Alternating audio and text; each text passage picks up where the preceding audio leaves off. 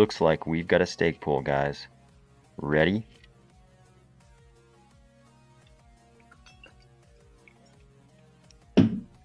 Let's go.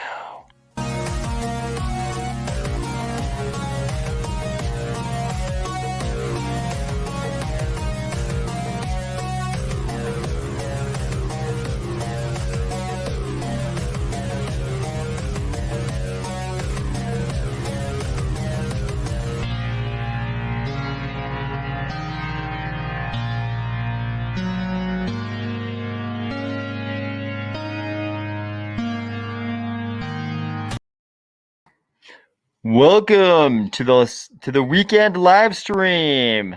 I was gonna say the day of the week, but I know it's different days of the week for everybody because we have quite a global audience here in the Army Spies. Where's everybody from? You guys know I love to do this at the very start. I love to hear where everybody is from. Todd Rammer says Orange Crush, Ginger Ale, Absinthe. All those sound lovely, probably especially the Absinthe.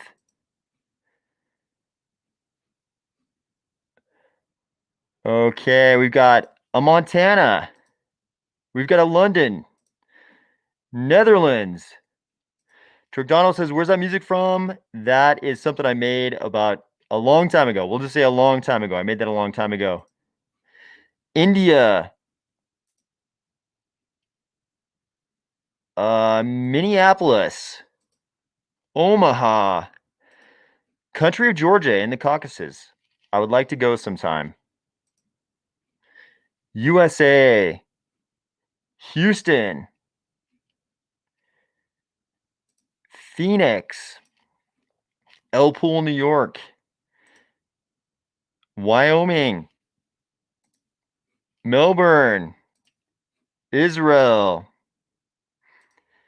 California, and back-to-back with East Coast USA, both coasts, of course.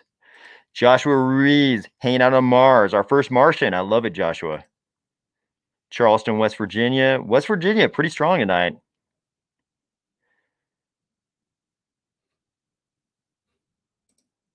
Canada, where the PM is, where the Prime Minister is something that JF Lafort does not like. We've got Wellington, New Zealand. Largo, Florida. I'm assuming that's Key Largo. Is that what that means? Key Largo. Alaska. Ooh, JF Martinez. Bitcoin and Ada Beach, El Salvador. Welcome. Lots of Oregon, says Cardano. Wellington. We got a Brisbane in there.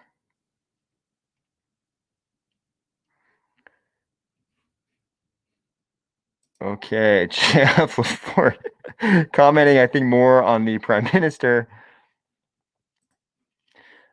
Nick Poppery from Pohangina, New Zealand. Sorry, I'm definitely butchering that pronunciation, but Pohangina? Okay. Antlin says, no, Largo and Key Largo are not the same place. Okay, I've been in Florida, but obviously not super familiar with Florida geography. Dallas. Explain the mask. Also, where are you? I don't like to say. So I like to keep this channel about Cardano and not about me. So that's why I remain completely anonymous. And I try to make the channel not about me because I think there's a big temptation when you're running a YouTube channel about anything. People tend to make that about themselves. But I don't think myself is the interesting thing. I think Cardano is the interesting thing here. So I try to keep it very focused on Cardano by not talking about myself. Andy from Pathum Thani, Thailand. All right, we got an Orlando there. Marco Santiago, Chiapetta, tell me about your stake pool. So the Army of Spies stake pool is live. I promise I did not plant this comment. That was unsolicited. The stake pool is live. There's Timmy from Cardano News, Army Spies. Thank you for jumping on, Timmy. I actually jumped on to your live stream earlier today as well. Okay. We've got a Clearwater, Florida in there. Let's go. So I thought we'd make this one a little bit different. I thought we'd make this one a little bit different today. Instead of presenting topics like I normally do in the videos, often I'll do that as well. Fort Wayne, Indiana, Eugene Tsai.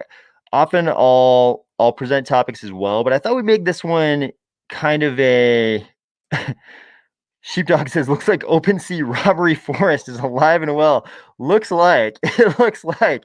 I mean, no surprise if you watch this channel and you look at the same kind of news that I do. I think OpenSea being a robbery forest is no surprise to anyone.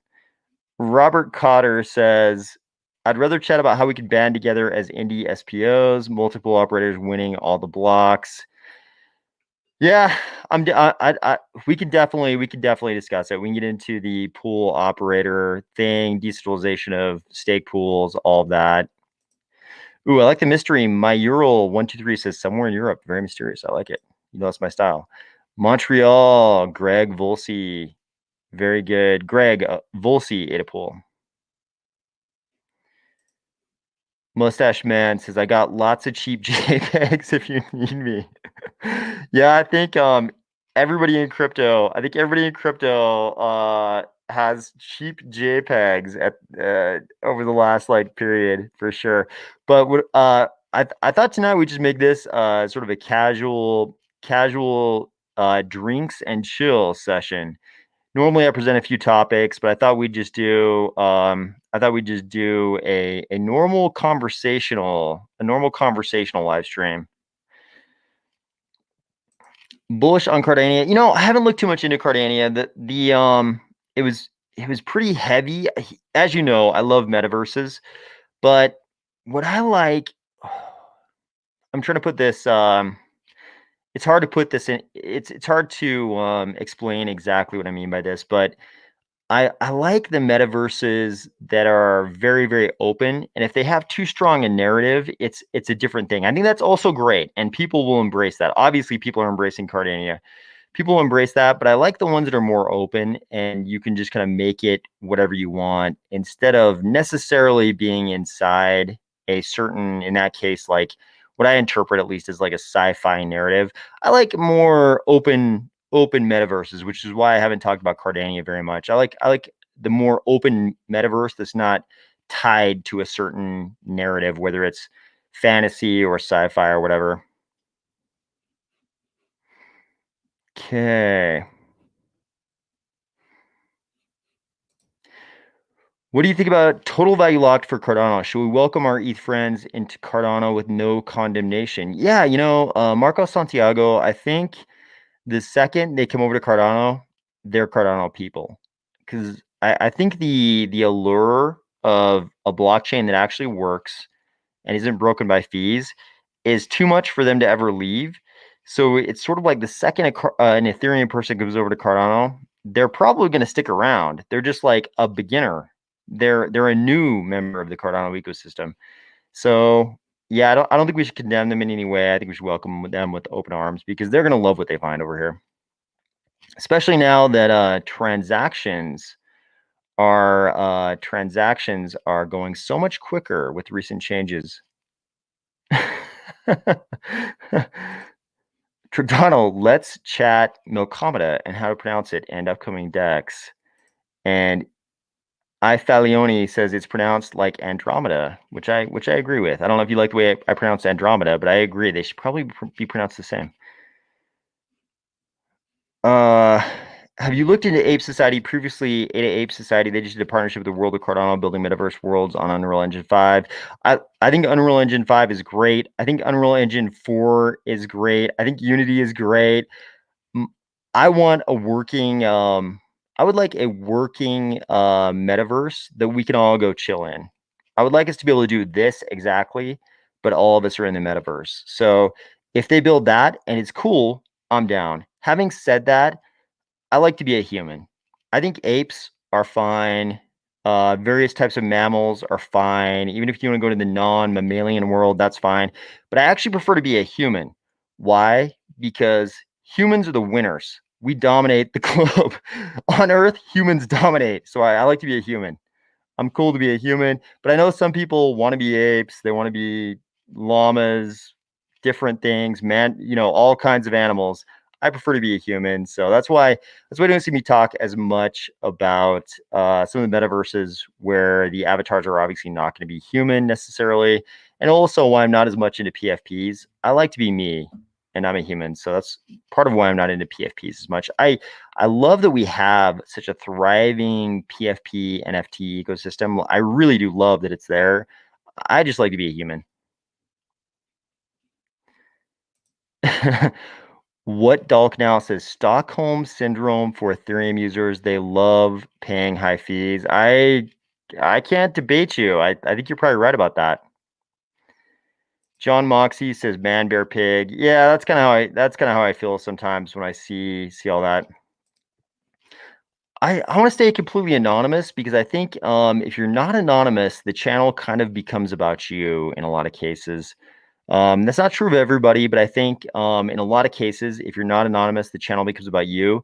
And I think the really interesting thing here is Cardano. It's not me. Cardano is much more interesting than me. So the only way to keep it 100% focused on Cardano is if I'm anonymous. At least for me, that's what works. Okay.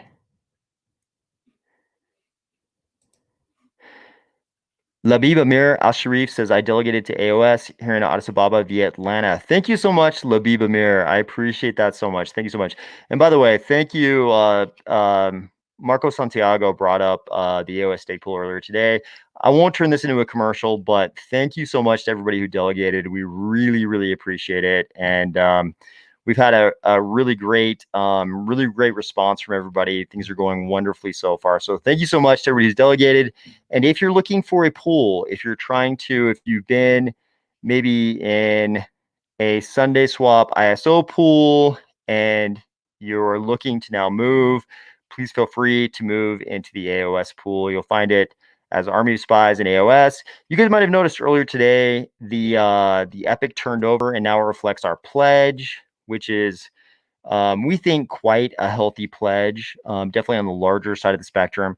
Previously, the ADA pools and almost everywhere else, aside from Pool PM and a few other places, showed just kind of like our setup, the setup pledge and some of those things.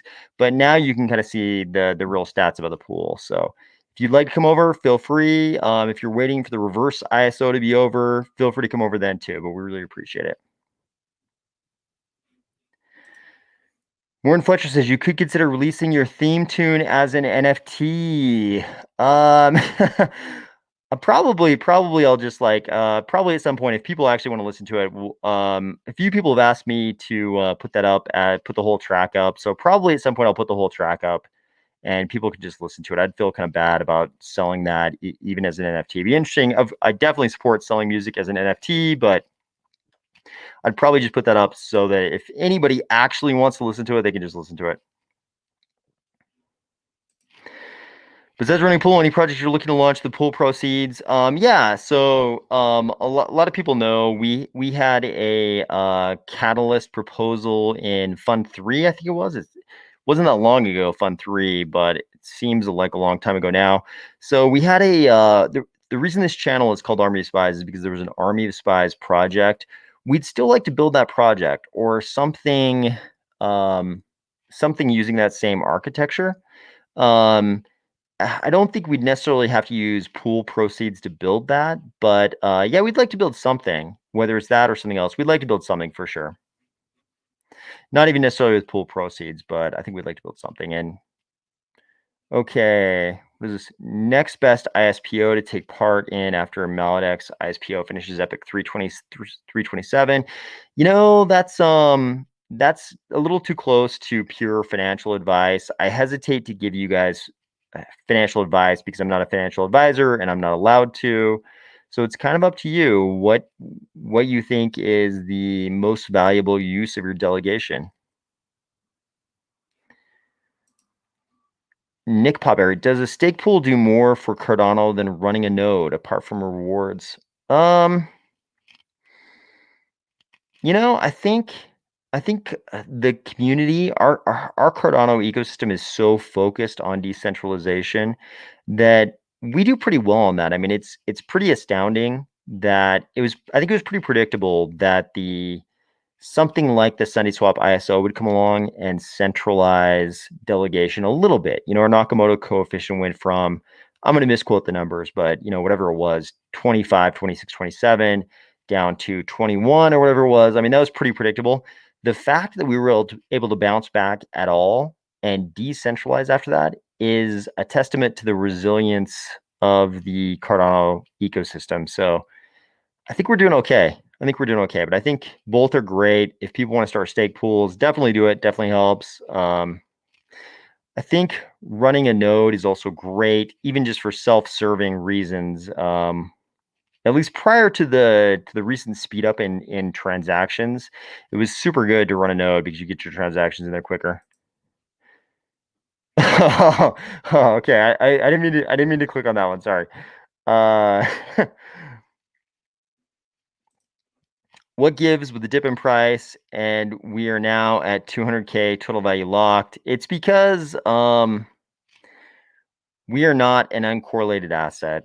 Without giving any financial advice, I would say we are not an uncorrelated asset, and we are very much subject to the whims of central banks like the Fed.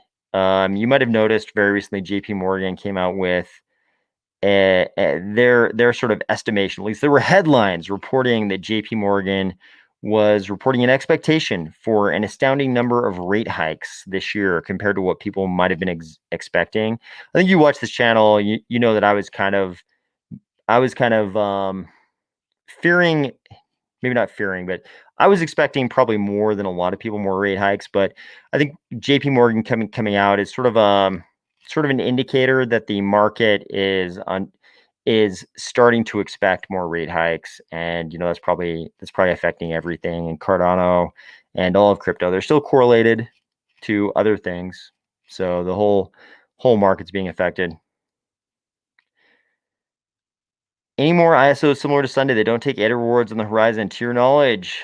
I'm also very interested in ISOs that don't take your rewards. I think those are the ones that are very interesting, but I don't dare say which ones I think aren't taking your rewards, because they could always change. But I think it's smart to focus on those ISOs for sure. Okay, I saw the report. I saw the report of this. It was a picture of both Charles and Vitalik at ETH Denver, and a report from a very reliable source that there was a fist bump. I don't know that there was a photo, but I do think it's interesting. I still think that I still hold by my estimation of where Vitalik is on the ADA denial curve compared to the rest of the Ethereum maximalists. I think he is much further along on that curve, and in fact, he is in the acceptance phase. Hey, Reaper Crypt. Yeah, no, it's we're still a correlated asset. Crypto is a long way. I think any crypto asset is a long way from being an uncorrelated asset. We're very much still connected to the rest of the asset markets. Thank you. I appreciate it. Thank you, Reaper Crypt. I do appreciate that. Gary Ray from Virginia.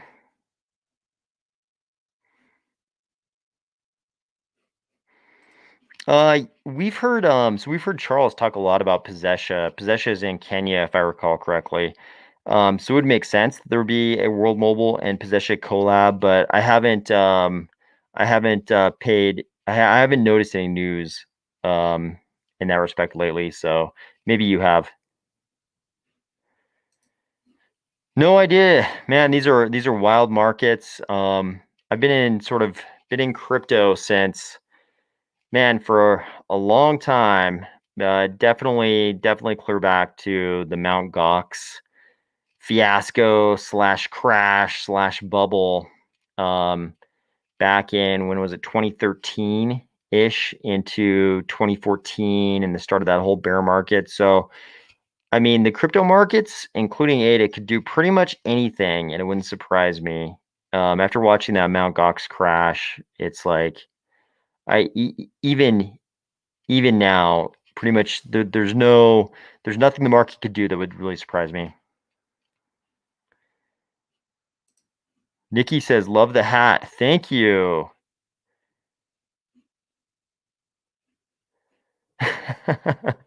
I'm not.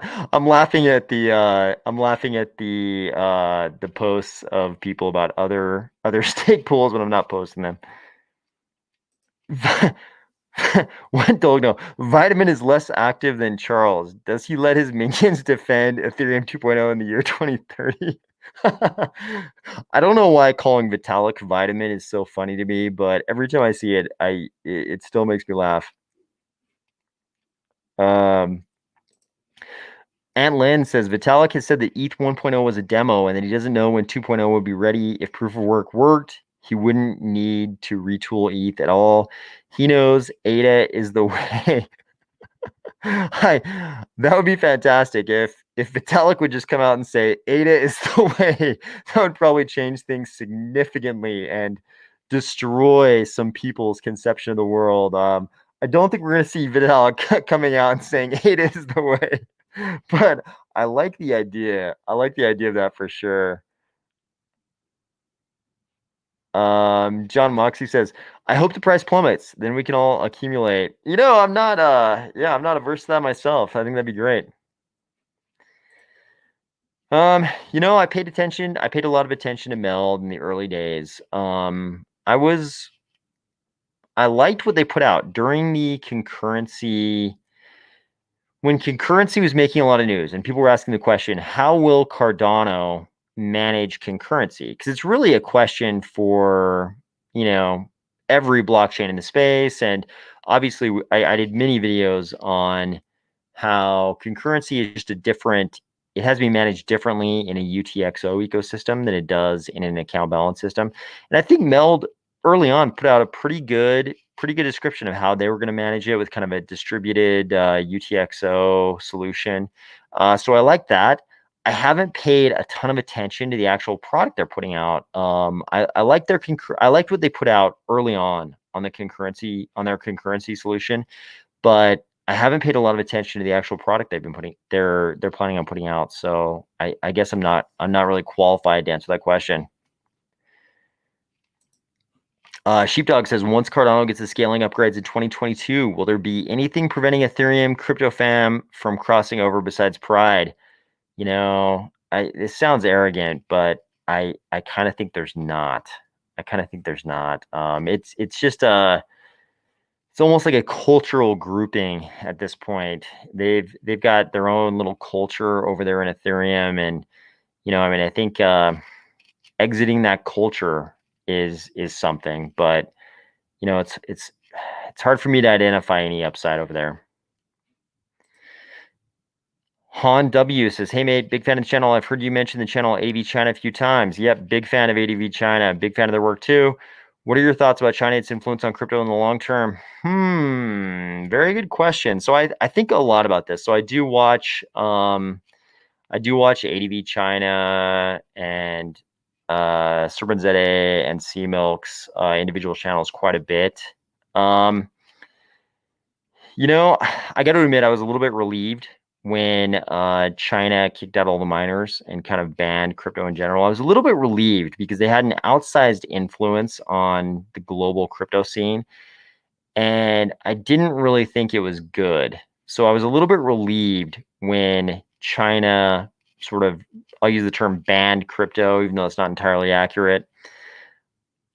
I think the digital yuan, when we have like digital RMB, I think that's what's really interesting right now about China and crypto.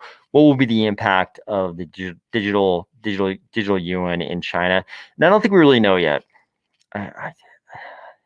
Definitely, you already had a huge exposure to the use of sort of, we'll call it digital money, in that you could use, a number of apps, and seemed like it was so omnipresent already. So I'm really interested to see where sort of the central bank controlled digital money goes, and I'm intentionally like referring to it as a digital asset and not a cryptocurrency because I'm still holding to the principle that it's not really a cryptocurrency if it's not a public blockchain. So I think we have to wait to see what the impact of all that is really going to be. Okay. Yeah. I it's too awesome. The vitamin is too awesome a character in crypto. Adam Olson. Oh, Adam, I didn't think you were gonna make it. You said you were gonna have too many drinks beforehand to make it. Glad you're here. Fourth generation blockchains would have to be built from the ground up, according to an Ergo developer. Mithril, your opinion. Um, yeah, I mean, it's all nomenclature, right? It depends on how you define it. I think in a previous video I've defined or I've said that you could call Cardano a fourth gen blockchain when it goes from when it makes that one to end transition. And what I mean by that is when it goes from being just proof of stake to proof of stake plus proof of work plus proof of memory, proof of storage, proof of merit, proof of social work, whatever you want to call it. I think if it makes that change, I mean, you could make an argument that that's the fourth gen. I'll be curious to see how people define fourth gen blockchains. Mithril, I've done a bunch of videos on Mithril. I think it's really interesting. But I'll have to look more into what this Ergo developer said about their definition of a fourth gen blockchain. I want a children's book about Cardano with this story. That would be pretty entertaining with a Charles character. Thomas Kirkpatrick, could you give me a bit of knowledge, a bit of info on how Pledge works in regards to operating a stake pool, given you just fired one up? Yeah, so we it depends on what level of explanation you want here, but what I can say about our stake pool is when we fired at the stake pool, we set up the stake pool actually quite a bit before we announced that it was live because we wanted to do some testing on the stake pool before we announced it to everybody. And so we started with like a very, very small pledge when we fired it up before we announced it. And then was it Thursday night? Thursday night, we actually introduced the bulk of our pledge. And I think if you go and check, you'll find that our pledge is definitely on the higher end of pledges for stake pools. But feel free to go to Ada Pools or in Yoroi or anywhere else, and you can find that now because the Epic has rolled over. It wasn't really reflecting it in between Thursday and now because the Epic needs to roll over for that to be reflected in all the different databases, but you can see all that now. Can you speak to the Haskell coding difficulty issue? Are there any programs in the Ada space to make the language more approachable and understandable? Love the channel, by the way. Rob Gage. I won't pretend to be a Haskell expert, but I've definitely spent a decent amount of time as what I would call a Haskell beginner. So I kind of did accidentally what Charles suggested. So back in the day, I was interested in blockchain coding, and Cardano didn't exist yet. It seemed like all of the leading blockchains were using imperative coding. So I started studying JavaScript as sort of like my entry into imperative coding. And then when Cardano came around and I realized I was very, very interested in Cardano and that it was Haskell, which is functional programming, I did what Charles suggested. I grabbed that gigantic 1,200 page book and I jumped into that thing. And I can't remember how many pages I made it through that. It has lots of homework and it's quite a bit of work. It's like you're taking a course in college. And I can't remember if I made it like 400 pages through that thing. And then I started this channel and I've had much less time to study coding since then. But having done just that, and I would call myself a very beginner at Haskell, but having done the 400 pages of homework and lessons and reading the narrative stuff in that book, which is very, very comprehensive, at least to me, I don't think Cardano should change their Haskell approach. I think it's great. I think there's very interesting things going on with Marlowe. We don't talk about Marlowe very much anymore, but I think Marlowe is very, very interesting. I mean, you've got Blockly. I won't obviously I've early on in this channel I talked about how I had done quite a bit of experimentation with Marlowe in Blockly. And in fact, what you see in our original Catalyst proposal, long before this channel ever started, is the code that we created from that experimentation in Marlowe in Blockly. The Marlowe code that was kicked out from that was the original code we included in our Catalyst 3 proposal. I could be off by a number, but I think it was Catalyst 3.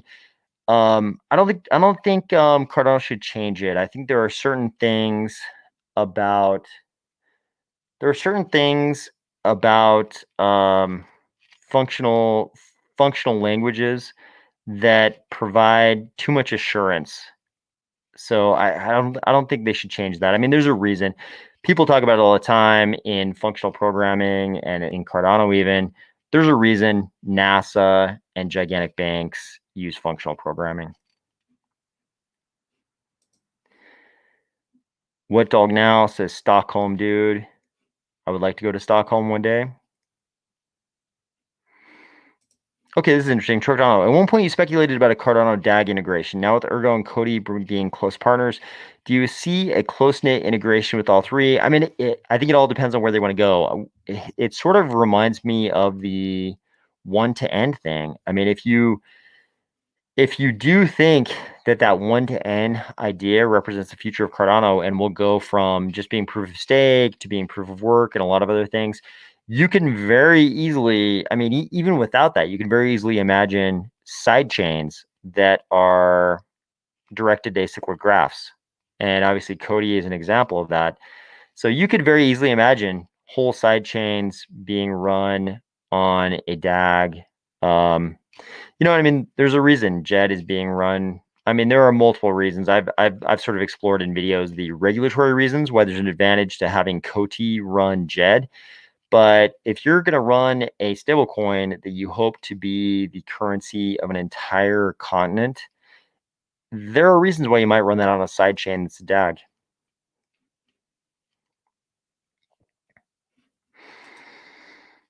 So I like the approach of Maladex. I can't lie. I like the approach of Maladex and their founder. And I have looked at their white paper many times, but I won't pretend like I've read it thoroughly enough to comment on it. But I like their approach. I like their approach, but I haven't read their white paper thoroughly enough. I like to, before commenting on a project that's that big, I like to make sure I really understand it, and I won't pretend like I understand Maladex well enough.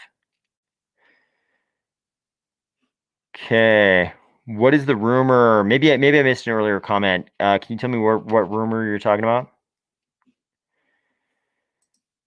Yep, kind of agree with this. China kicking the miners out was the best development in the past year. I kind of agree. Yeah, the problem was that too much of the mining was concentrated in China, and we were just subject to the whims of the CCP too much. I think Cardano and Nano Algorand can make the ultimate combo for tag integration. Man, I think they're all kind of doing different things, though. I think they're all kind of doing their own thing. I can't imagine them all coming together like that. That'd be interesting. Obviously, Charles admires Silvio Macaulay of Algorand quite a bit, but I can't imagine them coming together. There's too much money tied up in each ecosystem already. Colonel Hubris, have you thought about doing the daily vid live? Just ignore us while you get through topics, and a tiny bit of trash talk would be fun. Yeah, it would be fun, and it would actually be easier for me. It would actually be easier to do the daily video live. But I probably wouldn't do as good a job. I think I probably could not do as good a job on the sort of various news topics if I did it live. It would be kind of intellectually, I don't want to brand anybody who does it that way with this label, but for me, if I did it that way, it would kind of be, I don't want to say intellectually lazy, but it would definitely be easier to do it that way. Just kind of sit down and wing it and do it live. That would be quicker. And who knows, maybe someday my time constraints will change and I'll have to do it that way. But I think I probably put out a little bit better product. I really like the interaction in these live streams, but as far as delivering the content, I probably do a much better job in the normal videos. Yeah, this is something I pay quite a bit of attention to. Are you following the ETH free pass XRP SEC fiasco? Could set precedents for regulation soon. Yeah, this almost requires its own big video because there's so much there. I pay quite a bit of attention to it, and I don't really include it in our normal videos. But yeah, I think the SEC kind of painted themselves into a corner with the with Ethereum getting what's been branded as a free pass, and the Council for XRP has definitely they've definitely leveraged that. So it's man, the SEC. I think it's fair to say they painted themselves into a corner, and there's not really a good answer. I agree with this. That would not surprise me at all. Calyx, Tickerette, hello, Brada. What I missed? Not too much. Not too much, man. We're just chilling. We're just chilling. I can believe this. Charles said Africa will open doors. If Africa succeeds, it will be a hockey stick effect. I could see this. No, I hope to never. I hope I never do. Like I said, I just like to I think I think the channel I think the interesting thing about the channel is Cardano, and it's nothing about me. So I hope that never becomes something that happens. Any news on the DApp store? I haven't heard anything about the DApp store recently. Oh, Adam's explaining why he was able to jump on the stream. I told my wife to sleep on the couch. Okay. Okay. Um Man, I sure hope so. I was thinking about World Mobile just a few hours ago before we jumped on the stream, all of us. And I really hope they do.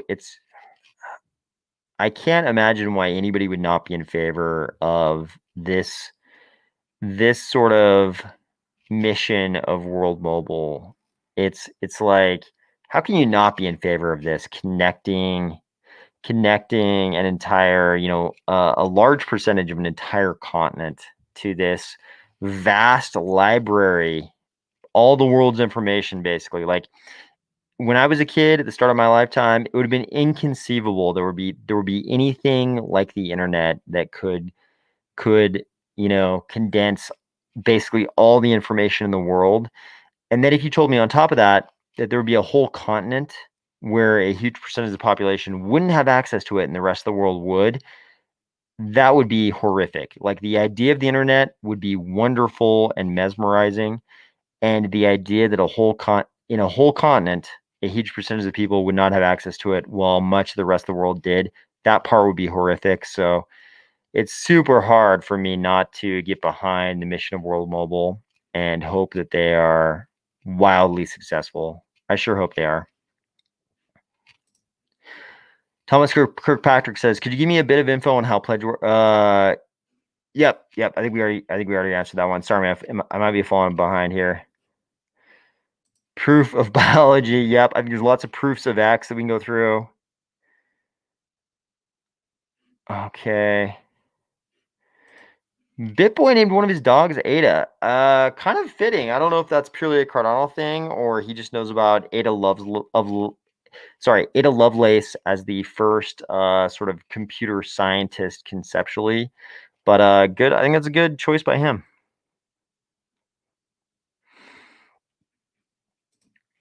They're both state channels. So Hydra is isomorphic though. So with Hydra, obviously we're a smart contract blockchain. With Hydra, the same smart contract code can run on Hydra on the L2 as can run on the base layer. Yep, that's right. That was our pledge right there. That is our pledge. Wyoming State has passed about 20 crypto laws favoring crypto use, and they have that down now. Yeah, dude, I love Wyoming. I love Wyoming for everything they do. 100% support them. Mike M says Wyoming is a powerful state. 100% agree, man. Wyoming has been a first mover state on a bunch of issues in the history of the United States, and crypto is no exception. So, very much appreciate them. Dead Pixels player in video games? No, I don't know anything about this. Let me know. I was just on. Some of you know. Once a week, I'm in a meeting which takes place in the metaverse. Given that none of the Cardano metaverses they're all in the early stage. They don't have things like voice chat yet that I know of for any of them. So anyways, I once a week I have a meeting in the metaverse with a bunch of people, and one of the people in that meeting he's not even really a Cardano person, but he loves Dead Pixels. He does know about Dead Pixels and Cardano, and he was talking to me all about Dead Pixels, and he didn't even mention this play to earn video game thing. Um, so I don't know anything about it, and he didn't seem to either. He didn't mention it to me.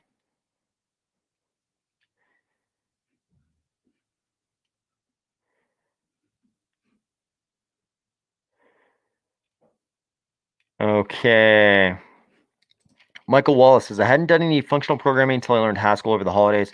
I've done imperative programming for about 10 years with learning curve to build a sample app in a few days. Yeah, it's definitely so obviously you have much more programming experience in general than I do, obviously, and a lot more imperative programming experience. But just having done the tiny bit of Haskell that I did, like I got to the point, or I mean, the tiny bit of JavaScript I did before Haskell, I got to the point in JavaScript where I could create a certain very simple game. I won't tell you what kind of game it is because it gives away little too much personal detail, but I got the point in JavaScript where I was doing like at least I had done a useful thing in JavaScript, and yeah, I agree. Learning Haskell, it's just like a different way of thinking about um, instructing a computer to do things for sure. But yeah, I like Haskell.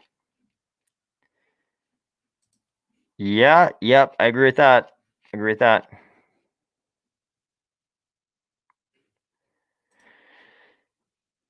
So yeah, I don't know too much about wing riders. I've paid attention to their existence, but I don't know. I haven't actually looked at any of their products. I don't know too much about them. I've seen their posts on Twitter, but I don't know too much about them.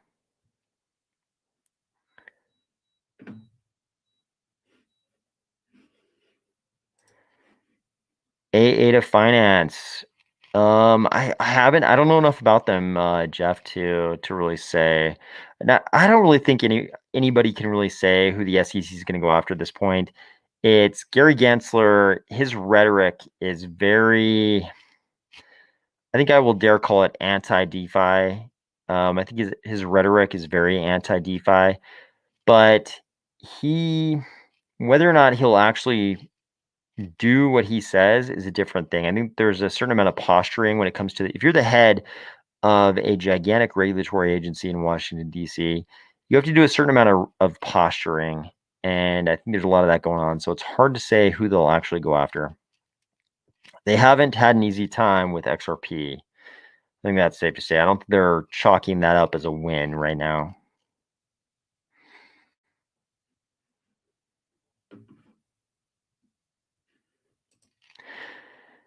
Um, I see a lot of Pavia estates owned by Cardinal City. Do you think the city towers will be built in Pavia?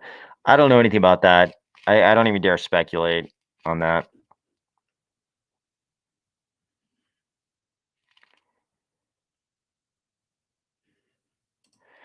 Thomas says, yeah, don't do it live every day. Yeah, that's kind of the consensus. I think most people, so far, most people like the videos. It would actually be easier to do a live every day because there'd be no editing involved. But I think I produce a little bit better. I think the content's a little bit better for the sort of like normal weekday videos if it's not live. Hey, morning, JB. Okay.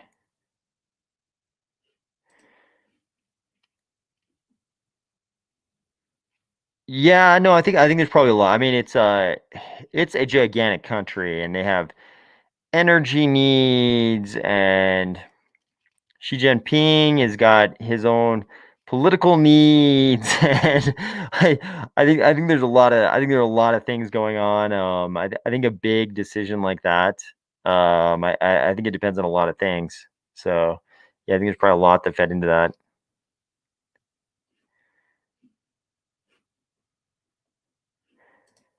Thank you, Colonel Hubris. I appreciate that. Yeah, I mean that's been kind of a nice surprise. A lot of senators and members of the House of Representatives have come out as being crypto people, owning Bitcoin and other cryptos. So yeah, I mean that's been a great development.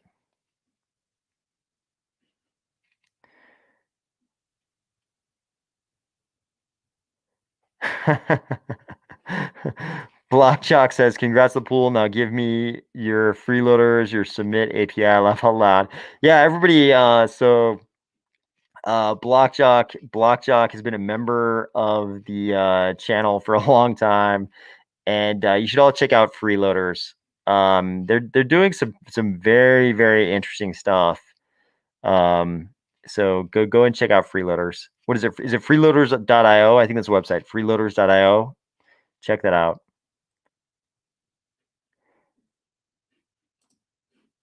Yes, that was the tagline of our catalyst proposal.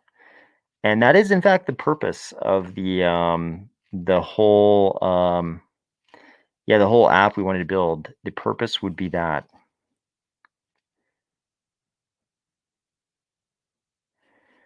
Okay.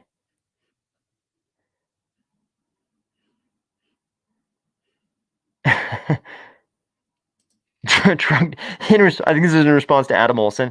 Truck Donald says, "My wife told me to sleep on the couch." Yeah, I think probably a lot of people are in that same position. Um, George Gell says, "I'm so happed. Cardabo is dipping." I might put that up on my wall. I'm so happy Cardabo is dipping. I have been able to buy for months. Perfect timing. Yep, I think a lot of people are happy it's dipping so they could buy. I agree. Yeah, there's Colonel Hubris. I'm not gonna put it on the screen, but Colonel Hubris is I just use the phrase digital colonialism. Um, I I I I did a whole video about that. I did a whole video about why I don't think we have digital colonialism going on. Um, am I mistaken in thinking that Starlink is a direct competitor to World Mobile? This comes up anytime the topic of World Mobile comes up. I think the question of whether or not Starlink is a direct competitor comes up. I think it comes down to, sort of like the hardware required for people to access those networks, and I'm not an expert on that. Um, let's go, Brandon. Let's go, Brandon. You probably all know where that username comes from. Says he needed it after Cardano. BitBoy is a huge ADA supporter. Oh, that's great. That's fantastic if that's the case. Mustache Man says reading your website, enjoying it. I need to update the website. The website's been around for quite a while, and I need to update it with. It has all of the previous. If you don't know, there are Reddit companion threads to each of these videos, and they have all the links to the sources. But I need to update the website with the last many months of Reddit companion posts. So I need to do some work to update it. But it has the catalyst proposal and everything in there from the very start of Army of Spies, which was originally just an idea for a DApp long before this channel even started. Thomas says, I saw something about Colorado accepting Bitcoin when paying taxes. You hear anything about that by chance?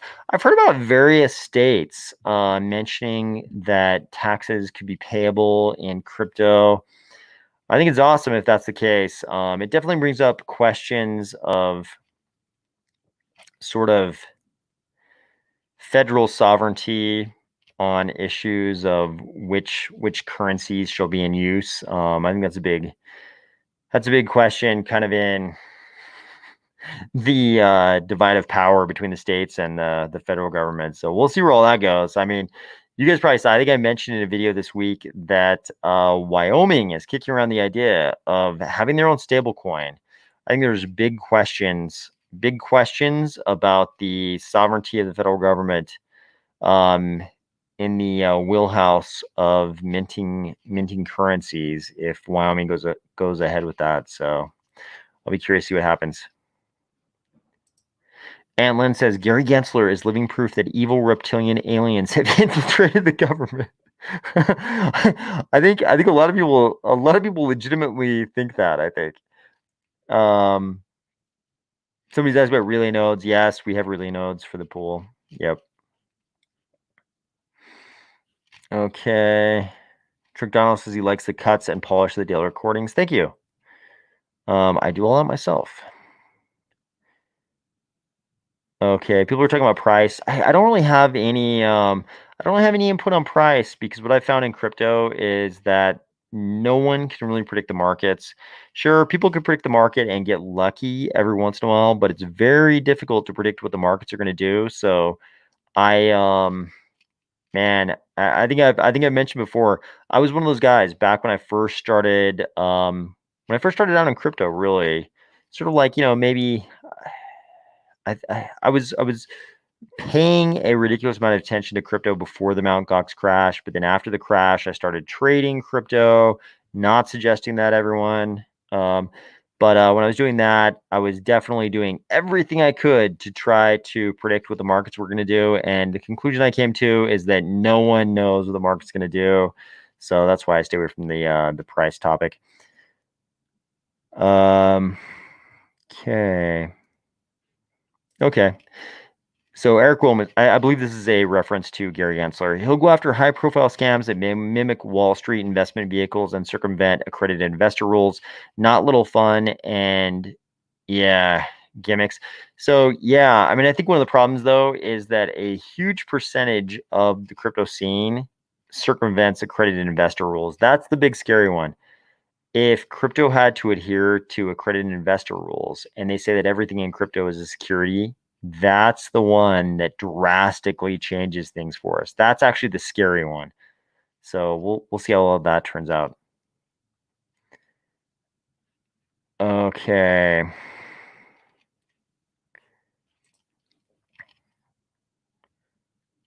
Yeah, people talking about price. I know people love to talk about price. I really don't believe that anybody knows what's going to happen. I would love to talk about price, and I do have like my own inclinations as to what's going to happen, but I honestly don't believe that anyone knows what's going to happen, including myself. So that's why I don't talk about it. Cardabo down. Cardabo. I think we've got a bunch of good wallets now, Matthew. I mean, early on we only had Yoroi and Daedalus. Daedalus is obviously a full node wallet, so you have to wait for the wallet to sync, all that stuff, and then you had Yoroi from Emergo, which was a light wallet. But now we've got a bunch of good wallets. I mean, I've had really good luck using all of Daedalus, Yoroi, Nami, CC Vault. I think those are all great wallets, and we'll have many more good ones. Adam says, I'm on the couch right now, but it's worth it. Thank you, Adam. Thank you for jumping on, man. I appreciate it. Okay.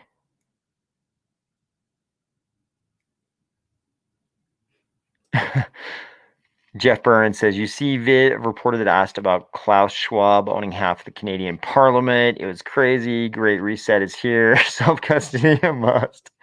Yeah, I think a lot of crypto people have been paying attention to what's been going on in Canada. I could almost do a whole video about that.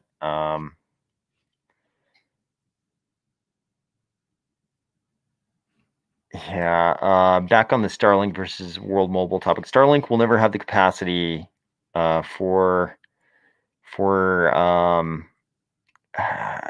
adoption. um, yeah, I honestly I haven't looked too much into Starlink. I did go. Those of you who've been watching the channel for a long time will remember I went on a vacation at one point where I was in a pretty remote spot where there was zero light pollution. And just by chance, and I didn't know this ahead of time, but the Starlink, this train of Starlink satellites went overhead, and myself and the people I was with had no idea that was going to happen. And honestly, it seemed like an alien invasion. all of a sudden there were just these super bright lights in the dark night sky. And I mean, this is a remote spot where there is zero light pollution, so you can see every single star. And all of a sudden, out of nowhere, this like very obviously man-made, or we didn't know what made, line of lights goes across the sky. It looked like a bunch of alien starships going across the sky. So I I've seen satellites traverse the sky before. I've never seen anything like that. So Elon Musk has definitely done something astounding. Whether or not users can or will use it, I don't know. At least in, in the developing world, given hardware concerns. Okay. I usually watch all of the World Mobile AMAs. I haven't seen at least the recent one, maybe the last two. Colonel Huber says the last two World Mobile AMAs were great, and Just Starlink is not a competitor, more an upstream supplier, as still need expensive infrastructure to be a Starlink customer. Yeah, that's kind of the impression I get. Okay, Green Tools NYC, glad to see you as always. Mike M, I hope you're right. I hope you're right. Night Strike says, I've watched Cardano drop from 38 cents to 2 cents in the winter, held my bag all the way through, and haven't sold 180 yet, but I don't know about writing it down again. Yeah, I also I began dollar cost averaging into Cardano. I had been watching it for a while, but I began dollar cost averaging into Cardano in, I believe, Q1 2018, if I'm remembering correctly at the moment. And yeah, I definitely watched it do that whole thing where it went down to 2 cents, and I just kind of dollar cost averaged the whole time. And now I'm super glad I did. Okay. Yep, I agree with that. State stablecoins will get pushback. Yes, I do agree.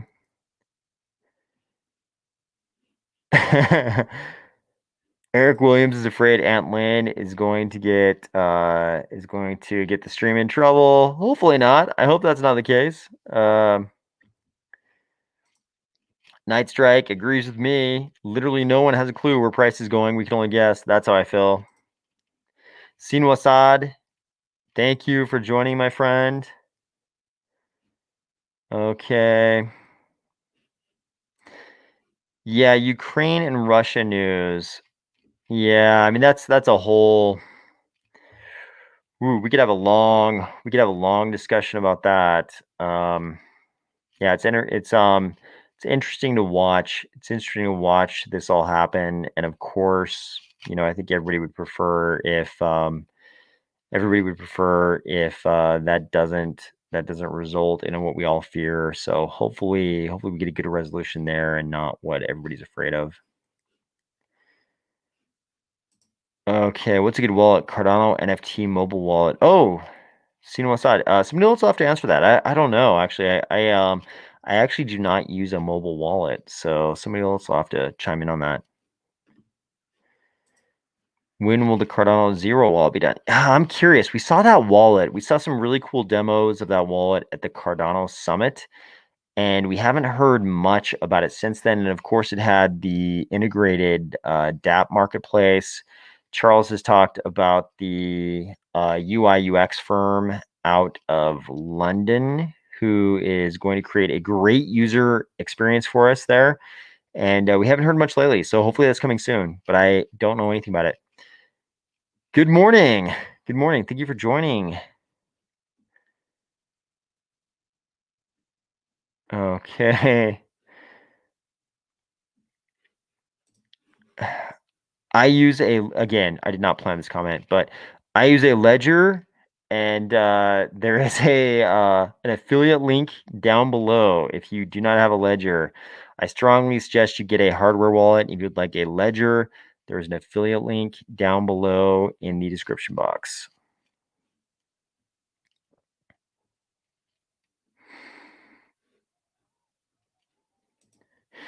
UN planes landed outside Ottawa. Schizophrenics at the airport filming it. I don't know anything about that. It's possible. Is AOS Pool going to issue a utility token to have are you planning on participating with IOG's Discord Digest with Ben O'Hanlon? No, we're not planning on issuing any tokens like that.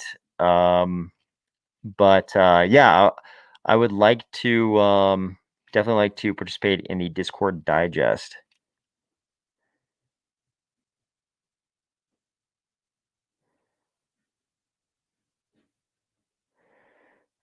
Okay.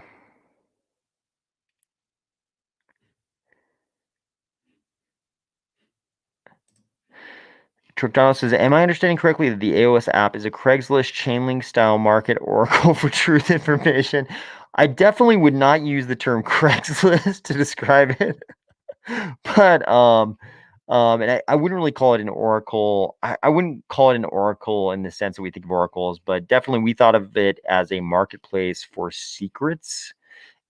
And by secrets, we really mean information that's hard to acquire. So not easy information. I think oracles, I'm sure people who are promoting Oracle solutions would say that oracles can provide a lot of different types of information, but I think this was aimed more at information that is difficult to acquire, more difficult than the kind of information that's very susceptible to a standard Oracle solution. Okay, Dorian. Thank you for jumping on, Dorian. I appreciate it. Yeah, I know it kind of feels like a weekday when we do this at this time of the day, for sure. Okay, Michael Saylor keeps spouting off in his maxi ways that every other crypto aside from BTC is a security. It'd be tough to prove the intent of Satoshi for price appreciation with regard to Howey test. Yeah, so there's a really interesting thing in crypto. So the interesting thing in crypto is whether or not decentralization gets you out of the Howey test. And we're kind of all operating on this assumption. This has a little bit to do, some of the precedent for this is tied up in the Ethereum free pass phenomenon, concept, alleged concept, whatever you want to call it, that was referenced in a previous comment. Um, but the SEC could easily turn around and say, just come up with some argument that decentralization doesn't get you out of that one prong of Howey. So you don't pass the Howey test just because you're decentralized. And they could promote that argument, and the federal courts will have to come to a decision on that. I hope we don't get there, but we could easily. We could pretty easily. As far as, I think Michael Saylor's just talking his book as far as him trying to attack. If he's attacking other cryptos based on that, I think he's just talking his book there, because I think a guy like Michael Saylor, if there was no Bitcoin, he would probably be an Ethereum maximalist, and if there was no Ethereum, he'd probably be a Cardano maximalist. Okay, metaverses have such a huge potential. Do you think that companies like Microsoft could rapidly outperform a blockchain metaverse, given that they have the huge amount of money, tech, and experience? Depends on what the metric is. If the metric is creating a metaverse, in air quotes, that runs on servers and has, assets that also just run on their servers, then yeah, it could run much faster than any metaverse where the assets run on a blockchain. Like you're all probably aware that the metaverse is like the instance of the metaverse that you're walking around in. It's definitely it's running on a server. It's not running on the blockchain, but the assets that you control that you're using inside that metaverse, like the hat you're wearing, and the, whatever the NFT assets you're controlling inside that metaverse, and the parcels themselves often, those are running the blockchain. And so Microsoft could probably create a metaverse, like the instance of the universe that runs on their servers. They could do a great job at that. But whether or not they would allow the assets to run on a public blockchain, probably not. They would probably try to control the assets and have those run on their server as well. And the second you do that, it's not a real crypto metaverse. It's something else. It's like, you know, it's it's in it's a massively multiplayer open world game, basically. And I think there's a difference. I think the interesting thing about crypto metaverses is that the assets run on a public blockchain. I think it, it's possible, but I think it'd be difficult for Microsoft to give up that control and allow the assets to run on a public blockchain. Okay. Yeah, so I didn't bring this up earlier, but the first thing I think about whenever people mention Starlink as a competitor to World Mobile, the first thing I think of is maybe they work together. Maybe they work together. I've actually, I mean, I've seen some things on sort of Cardano social media that kind of hinted that it's possible there could be, some future collaboration there. Nothing, I'm not speculating that that could be the case or suggesting that could be the case, but I've seen some things that make me ask the question, like, could that be the future?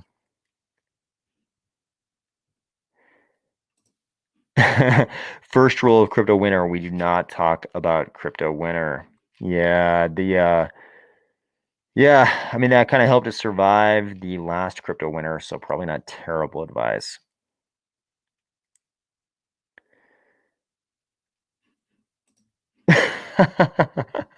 Met Gensler in person once. Weird eyes. That's all I'm saying. Yeah. I've never met the man in person, but based on photos, that seems to be the case. Uh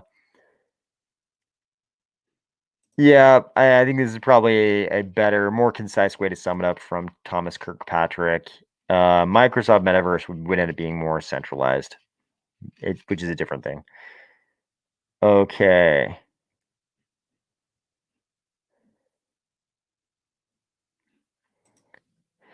I hope Starlink needs its own stablecoin or Cardano sidechain if they want to world mobile.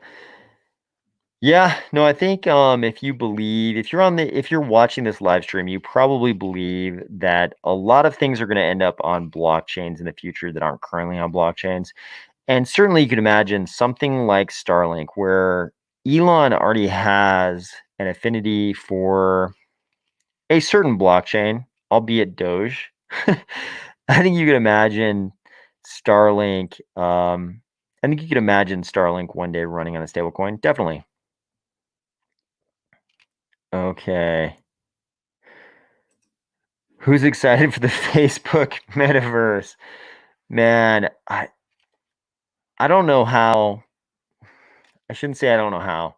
I should say it's astounding that Zuckerberg has gone from he's gone from being he's gone from whatever goodwill Facebook had in the early days to where he is now.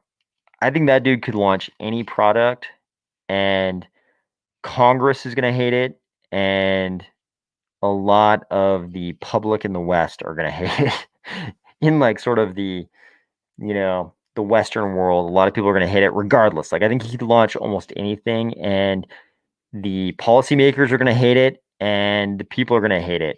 So I almost think that was doomed no matter what.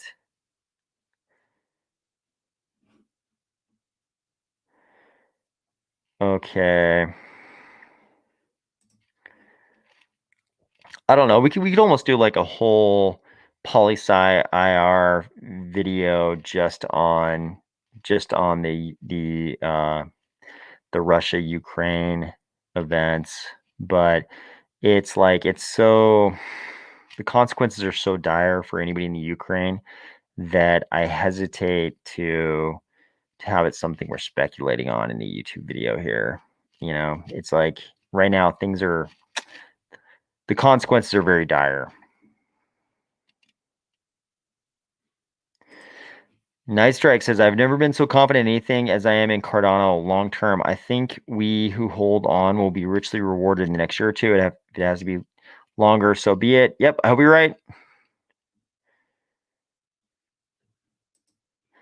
George Gale says, I hear a price prediction. I know the commenter is full of it. Good on you for not playing that game. Yeah.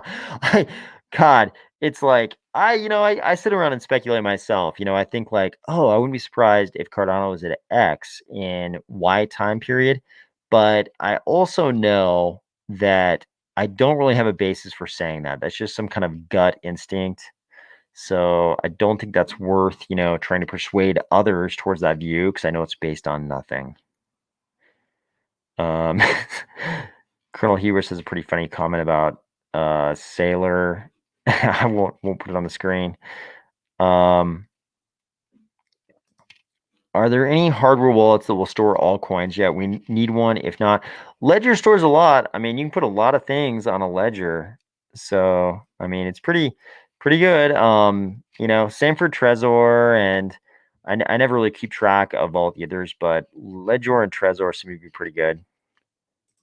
Hey, Grayskull, thanks for jumping on. Appreciate it. Nice Strike says, I just delegated to the BFATA pool yesterday in time for the Sunday reverse ISPO, and that pool is also participating in the Ardana ISPO, which I'm pretty excited about. Yeah, I think a lot of people are looking forward to picking up those reverse ISO tokens for sure. Okay. Hey, morning, Gareth. Thanks for jumping on. You just asked Timmy how to turn yourself into a 3D cartoon character. It should be more comfortable for you during live streams. Yeah, the motion capture he has going on is pretty insane. It's yeah, it's pretty impressive. Just got me a hoodie. Oh, thank you. Thank you. I appreciate that very much. But I'm not sure I'll get it. There was no shipping charges, and I live in United Arab Emirates. Yeah, that's all through Teespring. I'm not sure what's going on there. Let me know how that turns out. There should have been shipping charges. Maybe there's something going on with Teespring, but let me know. Let me know how that goes. Not that I have any pull with Teespring at all, but I'll be curious to know.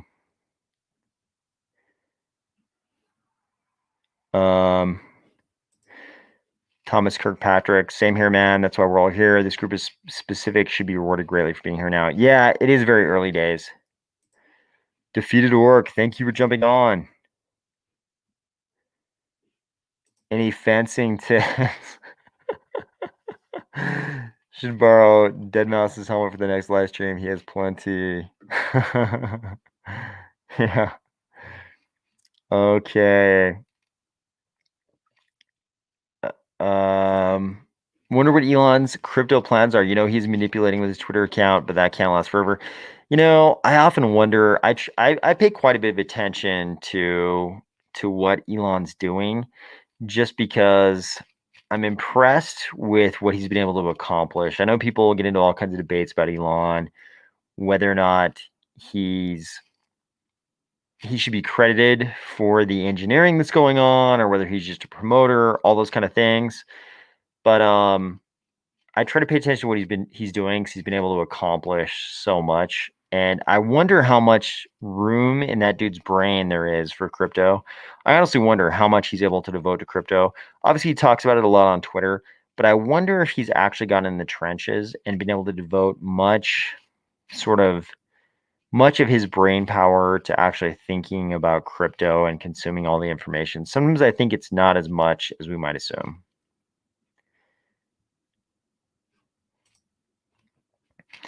So I think if you ask Gary Gensler, he would tell you they already deem them securities. The decentralization thing, as it impacts the Howey test, is really interesting, because it's almost like it's just one.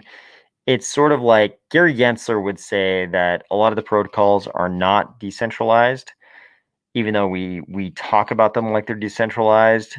So it's just sort of a question of whether he gets his way. I don't even know if it's really what he wants, but whether that viewpoint he's been espousing, whether that wins the day, or whether policymakers just say, "Hey, we like crypto. We're going to make the policy fit." I don't want to use the word an exception for crypto, but we're going to make the policy fit crypto. We're going to make crypto fit in with the policy one way or the other. I don't even think it's a question of whether or not they should be deemed securities, because they're in such a quagmire with the whole ETH free pass thing. I think we just have to wait and see what goes down. It's like crypto has become such a cultural phenomenon now. I think if they wanted to just say all cryptos are securities, you have to abide by accredited investor restrictions and, all of those things. They should have done that in 2016, 2017, but it's so widespread now. So we'll see. I think we'll have to see. Okay. Yeah, I covered this a little bit on the channel. February mid-month update described how Hydra heads probably would not be run by stake pools, but instead by projects likely. What then does that mean for future of stake pools? So, I mean, stake pools will still do the block validation on the base layer. I think what they were describing, and there was one sort of blog article by there's one blog article by sort of like the head of sort of like the person who's sort of the bridge between the research and the engineering on Hydra. He wrote a blog article and he basically said like, hey, there's no reason why Hydra heads would have to be the domain of stake pool operators. And I think what he's pointing out is that even though they're isomorphic, the Hydra heads are just state channels. So there's no reason why stake pool operators would have to run them. Although it would make sense, there might be stake pool operators who run them, do sort of like Hydra heads as a service kind of thing. But I don't think it really affects the future of stake pools as block validators on the base layer. So the Hydra heads will still have to settle on the base layer eventually. But I think what he's trying to point out is that they're accessible. I think he was trying to like emphasize the accessibility of Hydra heads, that anybody could open up a Hydra head if they're going to have ongoing transactions with a small number of people. So I took that as him trying to emphasize the accessibility and not say, and not let people think that they couldn't open a Hydra head themselves if they were going to be part of the target audience for them, if that makes any sense. Can you talk about Ardana? Yeah, so I mean, I'm an Ardana token holder, so full disclosure there. But I think it's interesting. I mean, you've got dexes. We've got dexes of various types on Cardano right now. We've got dexes of liquidity pools, and we've got dexes that are hybrid order books and liquidity pools. And then we've got dexes that are more straight order books like MuesliSwap, right? MuesliSwap, if you use MuesliSwap, it's, more similar to using a normal order book, which you might have encountered back in the day on Kraken or Coinbase Pro or Binance or any of those exchanges. It's like a very familiar experience. And then you got liquidity pools, which are a very different experience. And one of the things that is new about liquidity pools, if you just use order books, is impermanent loss. And so you've got this concept we've seen on the Ethereum side in the account balance world, where people immediately were like, okay, the thing about impermanent loss is that when the value of the coins in a liquidity pool diverges, you suffer impermanent loss. So what if we have a DEX of stable coins? If they're stable, they're less likely to incur impermanent loss. And that's where a stablecoin DEX like Ardana comes in. So it'll be really interesting. I mean, they made the kind of strategic decision not to launch until SIPs 31, 32, and 33, including reference scripts, SIP 33, go live in the June hard fork. And we'll see if that was a good gamble, a bad gamble. I couldn't name another stablecoin DEX in the Cardano ecosystem, that is really going to, steal the limelight by creating first mover advantage before Cardano launches. So I think it's gonna be interesting. I mean, we won't see them until after that SIP 31 through 33 inclusion in the hard fork in June, but it'll be interesting to see what happens with them because it's a little bit different thing. So Gensler is the only one excited about the Facebook metaverse. Very possible. Eric Williams says Putin's not invading. Total wag the dog deal. Yeah, we'll see. I guess we'll see. Facebook metaverse will be for us old people. Laugh out loud. I will rule it.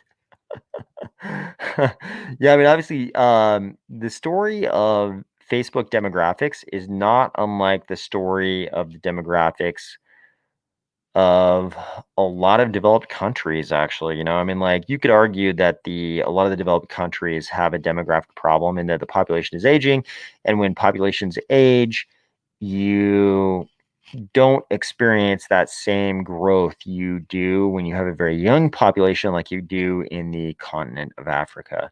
And Facebook is sort of like the social media version of that. So, interesting move by them to try to embrace, like, very strongly embrace the metaverse concept. Obviously, I'm sure they're hoping that that changes their demographic fortunes, but we'll see if that's actually the case. Night Strike says, I think the whole thing is an American psyop deception campaign for some reason, which will probably become clear in the near future. I don't, I don't think so. I think the international community definitely knows about the Russian troops that have massed on the borders of the Ukraine. I would prefer it. I would prefer it if that were an American psyop, but I think there are definitely Russian troops massed on the borders of Ukraine. Okay.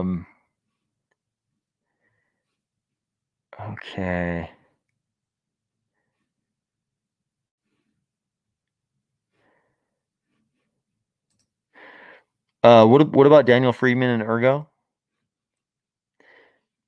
So Daniel Friedman, he's been posting for a while very consistently on social media, on Twitter especially. And yeah, I definitely follow his tweets. Hopefully never, as you will know, Grayskull. Hopefully never.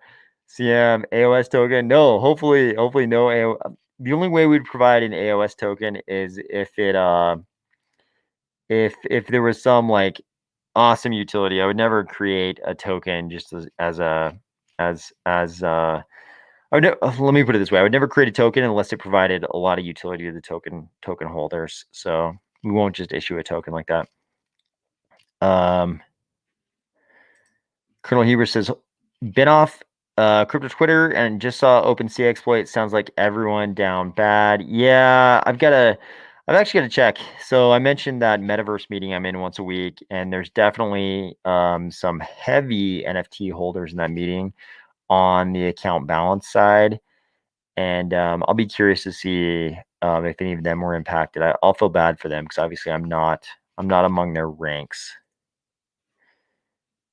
Okay.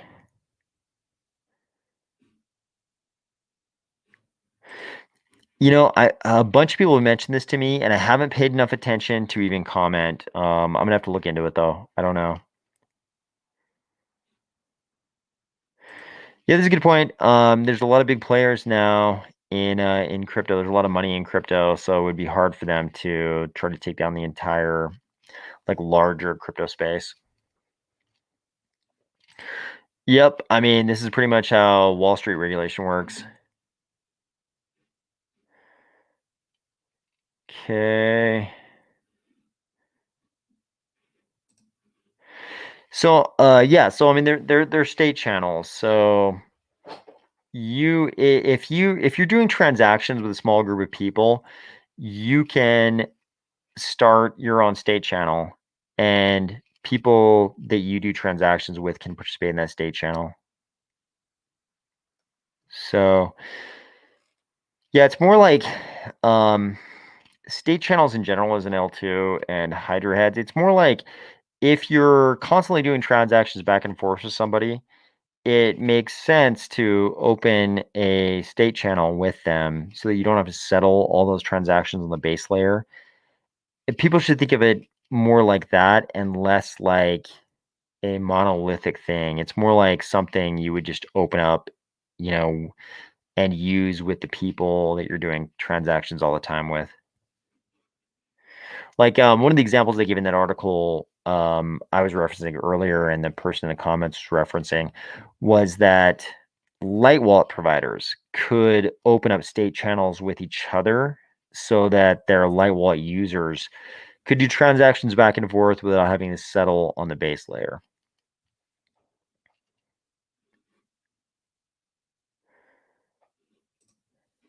Yeah, very, very possible.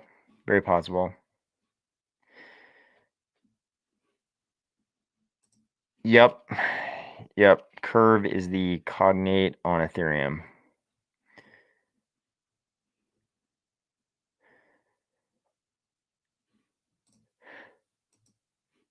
I don't dare speculate on this. Do you think the liquidity pool fees will continue to go down over time on Sunday Swap? They start at 300%.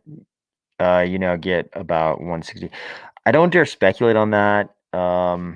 You'll notice I don't talk about price on this channel, and I don't talk about those kind of numbers either.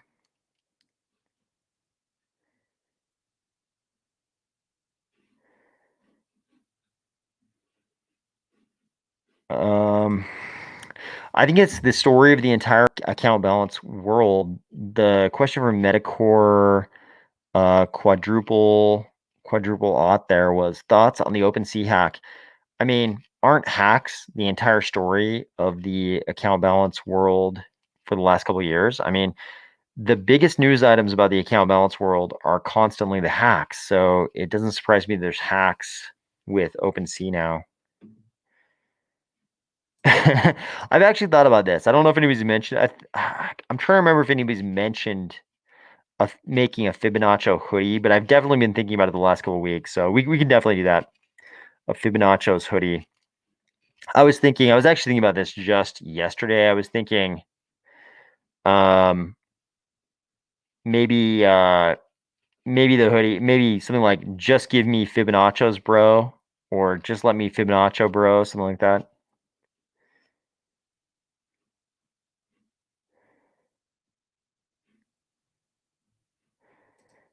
They can't. They definitely can't control DeFi. Well, they can't unless the dev teams behind the DeFi protocols are also the dev teams behind the user interfaces. This is why Uniswap took down their UI for the Uniswap protocol, because they knew this was going to be a point via which the regulators were going to attack them, right? So I think the problem is we do see elements of centralization even with our DeFi protocols. This week we covered the DAO that was supposed to be, a decentralized autonomous organization, but all of the money in the DAO was actually just being controlled by a couple of dudes with multi-sig. So Gensler and those guys are going to attack those weak points. If you have a DeFi protocol and everybody's just using one website to access that protocol, the regulators are going to try to say that's not decentralized at all, and they're going to attack it that way. So hopefully we get truly decentralized in the protocols that we actually care about.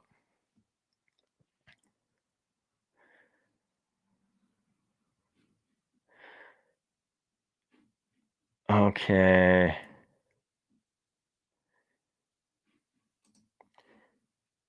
Romathu says centralized systems can offer faster service and UX than distributed systems because they fund themselves in advertising.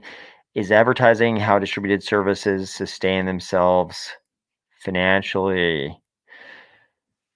So, yeah, I agree. Centralized systems can offer faster service. Like you can do compute on servers a lot faster than you can on blockchain. I think Charles has famously said that, blockchains make a terrible global computer, which is what Ethereum was supposed to be all along. And I agree with that. I mean, you know, um, centralized database can do all this stuff much, much faster. And you want to do the decentralization thing. It does something different than provide you with very fast computation. So I don't think advertising is how distributed services will necessarily sustain themselves. I think the point is that a decentralized protocol doesn't need to be paid, right? I mean, you've got development costs and things like that, but if it's truly decentralized, it doesn't have the same like revenue needs as a centralized service being run by a corporation.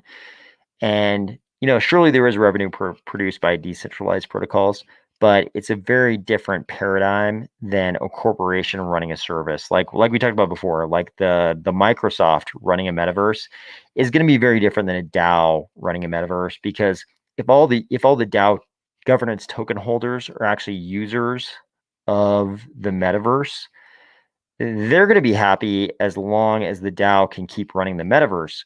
Whereas if Microsoft owns it, they're going to be happy if they're making a profit. So there's very different like revenue and, you know, profit margin needs there.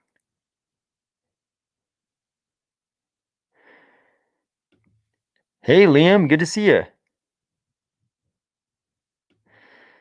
I think SEC should ban online gambling tokens first, and then only after that come after crypto, but they won't. Yeah, I think they're not really concerned about the gambling thing. They're concerned about the securities thing.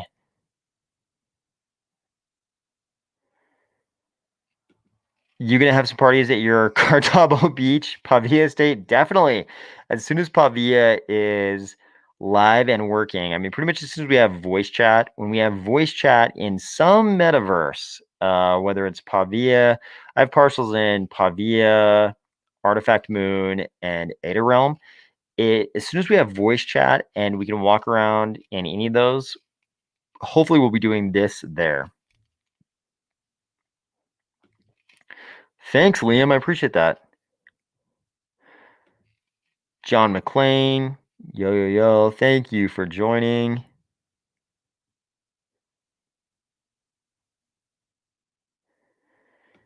George Gale says Facebook will use BTC. You heard it first here. They get it.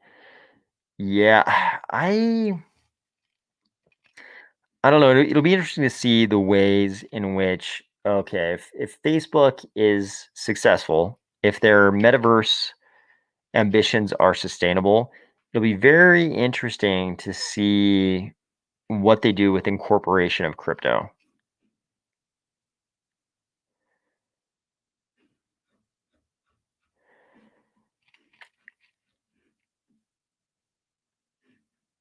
Okay.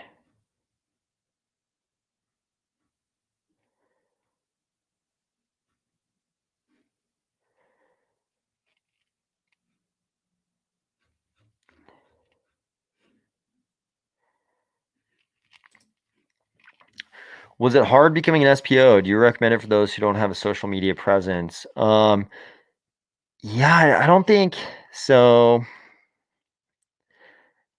I don't think I don't think it's an easy game. I mean, we've got over 3,000 Cardano stake pools. Somebody will know the exact number. I don't know the exact number right now. We've got over 3,000 stake pools, so I don't think it's an easy game. Um, it's good for decentralization if people open up stake pools, but I don't think it's easy, that's for sure. You know anything about our Donna like release? I don't have any I don't have any information that's not out in the public, out in the out in the public like release. They've said previously that they sort of made the strategic decision not to release until after reference scripts, which comes in that June hard fork, or scheduled for that June hard fork. Yep, I would agree with that. I would agree with that.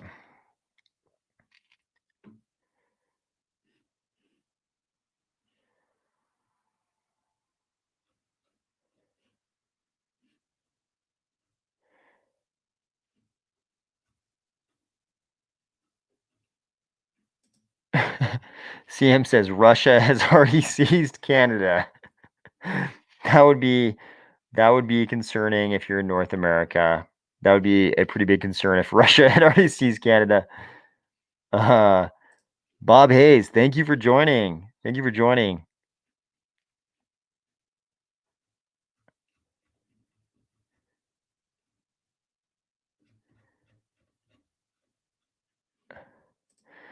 AOS hoodies. Yes, there are AOS hoodies at the link in the description box below.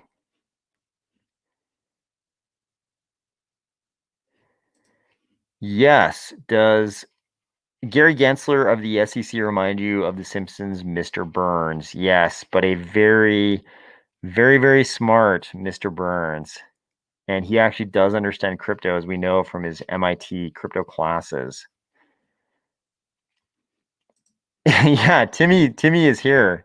Timmy was he at least was here earlier. He may still be here, but this question from Sheepdog was: have you seen Timmy with Cardano Ecosystem News use a 3D model of his cat on screen talking as he talks, the avatar's body? Yeah, it's really cool motion capture. It's a very cool motion capture, I agree.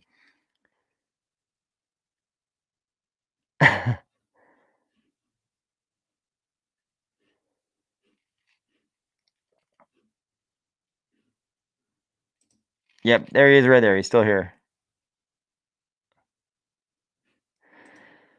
Charles is pretty close to suing crypto Twitter clowns, and I for one am here for it. Yeah, me too. I think they're pretty lucky that Charles hasn't gone to town on all of them. Because I mean, def there's like there's different thresholds of defamation, right?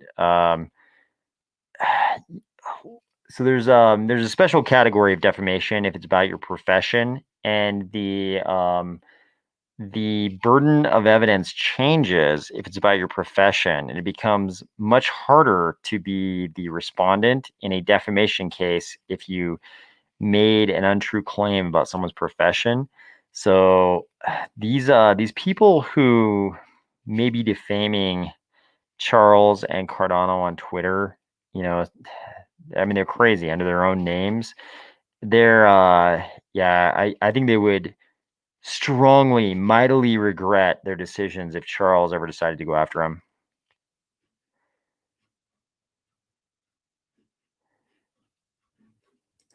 The buyback thing, yeah, that was the one. I talked about it on the channel. That was the one that was crazy. I mean, these guys, they truly do not understand how defamation claims work, or they would not be going anywhere near that, given Charles's litigation war chest as a billionaire. They're definitely not smart. Let me put it that way.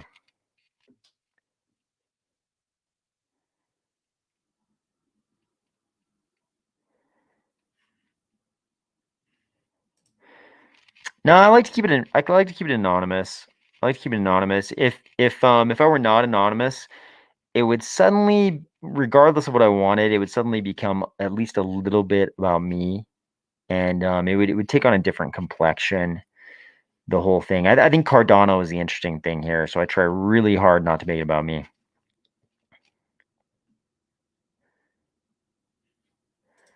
Thomas, thank you for joining. I appreciate it.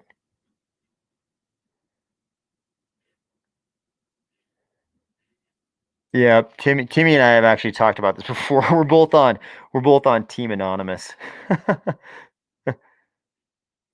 We talked about it a little bit before. I think it's just I think the OpenSea hack is just, I mean, the whole story of the account balance world has been one of hacks. I mean, like, is anybody surprised? It's like I don't think anybody is surprised that there's a hack, another hack in the there's another hack in the account balance world. So uh Timmy says, can you explain A naught and K and how you think about them and where they should go? Yeah, so A naught determines the influence of pledge. It determines the influence of pledge on rewards, and K determines the optimum number of pools, which in turn sort of determines the optimal, which in turn determines the saturation point of pools. So you can control the optimal number of pools through the saturation point of pools. What I think people screw up is K does not determine the number of pool operators. K determines saturation point, but it doesn't determine the number of which determines the number of pools, but it doesn't determine the number of pool operators. So the problem we've run into is that we've got multi-pool operators who have more than one pool. K doesn't change that because they can just open up additional pools. If you change K, so the saturation point is lower, people will just split pools. The problem with the A naught, if you try to change pledge so that pledge is more important, so that you have to have more pledge, we've already seen. I mean, think about who the multi-pool operators are. They already have more ADA. Like, do you think CZ is not going to be able to come up with the pledge for his pools? CZ is more capable. CZ is the head of Binance, if anybody doesn't know. So CZ is more capable of coming up with a pledge than any other pool operator. And we've also seen that with some of these smaller multi-pool operators. They're very capable of coming up with a pledge. So I honestly don't think that A naught or K are the answer. If somebody has a good explanation as to why changing A naught or K would really affect decentralization of stake pools, I'm definitely open to hearing about it, but I have yet to understand why that would affect it. Um, I don't think so, because people will just split their pools, right? If you have, if you have 6 pools now and we change K so the saturation is lower, you're just gonna split your pools and have 12. So I don't think it really works, because K can't control the number of pool operators. It just controls the number of pools.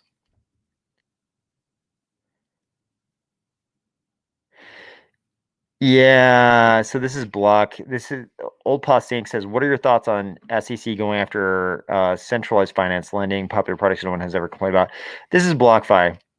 I covered this on the channel this week. Yeah, I mean, I think that the regulators, including the SEC, are going to go after anything in crypto they can, and CeFi, like BlockFi, is really easy to go after because they don't have this decentralization get out of jail free card in terms of the Howey test, right?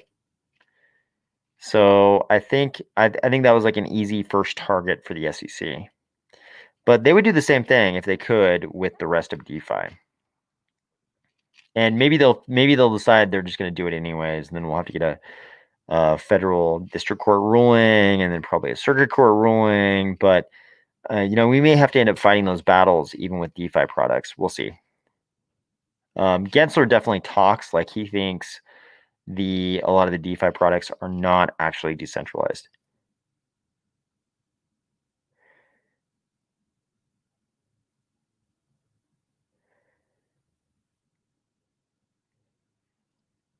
Okay.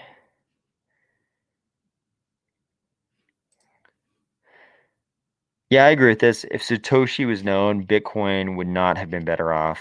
Yeah. Yeah, I mean, I think the very reason DeFi or Satoshi was anonymous was because everybody knows it's illegal to mint your own currency, and let's face it, it's called a cryptocurrency, so it wasn't like he was going to be able to claim it wasn't a currency. I think that's the entire reason Satoshi is anonymous. Yeah, me too. I was actually stoked. Smile says, I was actually stoked when Gollum Gensler was nominated. Watched his MIT videos. Didn't take long to go downhill. He knows his space well, and his U-turn makes me sick. Yeah, it's that's a tough one, man. Yeah, I think a lot of people were excited that we'd have an SEC chair who actually understood crypto, and then very quickly we were very sad that we had an SEC chair who understood crypto, because it did not help at all.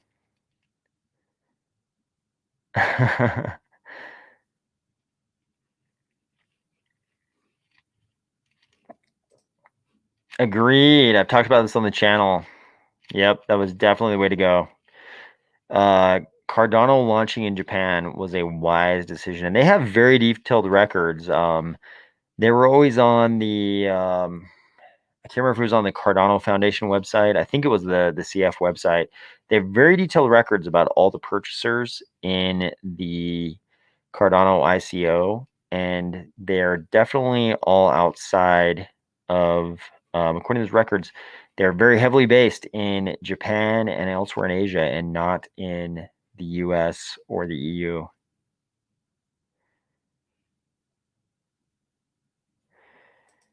Yeah, Satoshi has a lot of BTC. That it also helps he's anonymous and hopefully gone. Hopefully gone. I think there's one.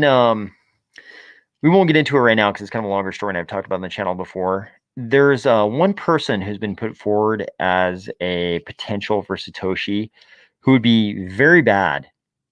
It would be very bad for this person to be the Satoshi character. It's a guy who is in prison. He's kind of an international criminal, and he's a very unsavory character for multiple reasons.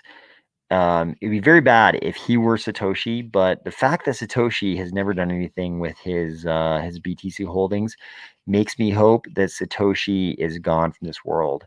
So the fact that that guy is still in prison, it'd be very bad if he emerged and he were actually the Satoshi character. But something tells me that, or at least I definitely have reason to hope that it's not actually him. But aside from him, if it's not somebody like that who's locked up in prison and can't access the BTC, hopefully we have good reason to believe that Satoshi is long gone. I would personally like it if it was Hal Finney, even though he protested that he was not Satoshi.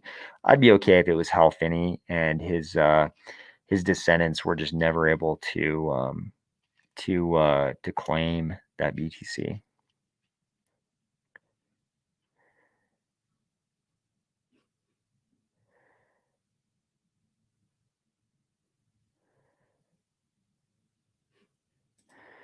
Yeah, I think the problem is, I mean, we've got multi-pool operators who have $1 million pledge in all of their pools already, like small pool operators. So I think they're more capable of coming up with a high pledge than the smaller pools.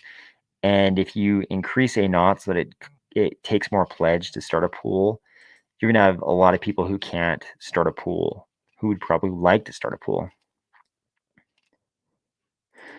No, definitely not Richard Hart.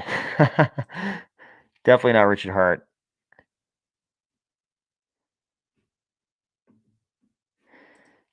Yeah, Charles thinks it's Adam Back, or I should say, Charles thinks that Adam Back is a good suspect for it. So what we know about Satoshi is that he used English spelling. He used sort of English spelling of certain words. The time zones matched up with, I believe, the time zones of a lot of his actions match more up with non-North American time zones. We know there's certain assumptions you can make about his academic background based on the way he coded and his choice of programming languages. Yeah, I personally like to hope it's Hal Finney. Could be Adam Back. Um, John McAfee at one point claimed he had actually determined who Satoshi was and had contacted him, and Satoshi had begged him not to dox him. But I mean, this is John McAfee. The dude had his own private army down in Belize. And if you watch that documentary, he may have been up to a lot of no good down in Belize. So, so I don't know if we can believe anything that John McAfee necessarily says. He also had some very, um, very. I almost can't even use the word bizarre, but he had some very niche and probably socially unacceptable fetishes as well. Yep. Charles believes that Adam Back is a very good candidate for Satoshi. I'd prefer it not be Adam Back, just given the road that Blockstream has gone down. Um, yeah, I'm definitely not Vitamin. I'm definitely not Vitamin. That would be very entertaining. Um, Do you think starting a pool is hard? I did it without any Linux experience, but I did run into issues. I'm super comfortable now, but that first pledge transfer was scary. Laugh out loud. Yeah, I mean, it depends on how you do it. There's tooling now that can make it a little bit easier. When this was not when we created this pool, we did not use any of that tooling because we wanted to really understand everything from the ground up. So we didn't use any of that tooling. But if you use a bunch of that tooling, it can be a lot easier for sure. And yeah, the first it depends. There are multiple ways to do that pledge transfer, and some of them are for sure scary. Yep, I'm looking forward to this wallet. I'm looking forward to this wallet. Defeated Orc says, "What's wrong with having a private army?" I think having a private army is probably fine, but it depends on what you do with it. And there are definitely I think there are authorities in Belize who did not agree with what John McAfee did with his army. If you've seen that documentary about his activities in Belize, Aunt Lynn has just doxed herself as Satoshi's grandma. So good to know. You should reveal his identity to us for sure. Colonel Hubris has probably watched the John McAfee documentary. He knows what I'm referring to. Yeah, McAfee was an entertaining character, and I was sad to. It was sad. It was sad, and it was sad and kind of mysterious. The John McAfee kind of, I believe, prior to his death in the Spanish prison when he was being extradited, I believe had very recently said, "Hey, if I ever turn up dead, don't believe it was a suicide." And then he turned up dead via that cause. So it was kind of mysterious, but I think he was, based on what we've seen, I think it was fair to say that he was a troubled individual. Yeah, yeah, McAfee was not. Um, he kind of lined up with all of the bad dark web kind of stuff that that crypto was sort of to a large extent wrongfully associated with all that time. So yeah, it's probably great we don't have John McAfee as the face of crypto.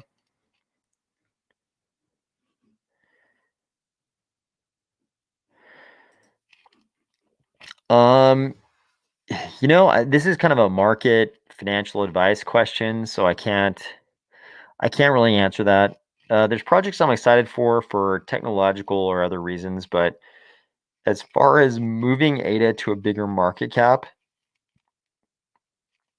who knows? I mean, the markets determine market cap, and I don't think anybody knows what the markets are going to do. And we're still so correlated to other assets. It's like, you know, what is the Fed going to do? I mean, this question could be as much about what the Fed's going to do this year.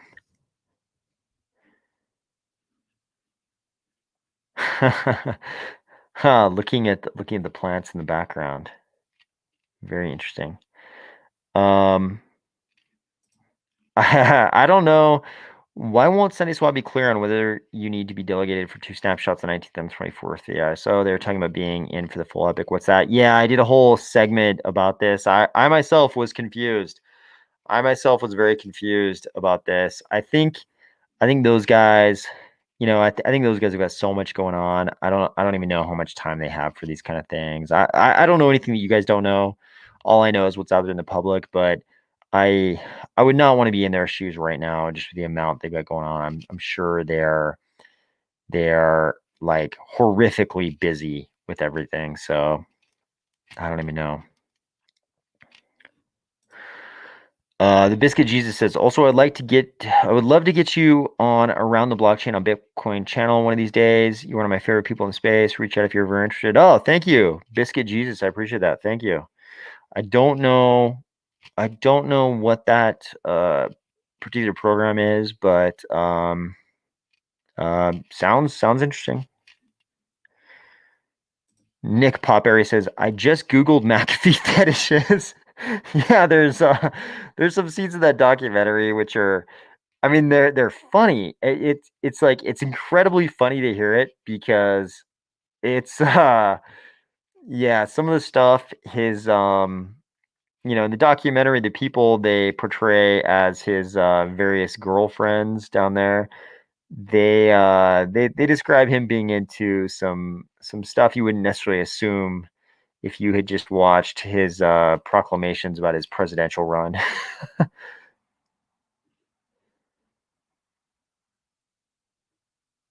Okay. Papa Doge, thank you for jumping on.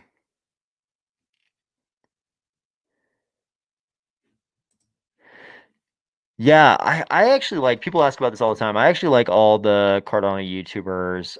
Um, I think Timmy does really interesting stuff. I like Cardano with Paul. I think Big Pay does really interesting interviews. Um, I'm gonna miss a whole bunch of people, but I think Cardano as a group actually has like very good kind of uh personalities doing coverage of the ecosystem.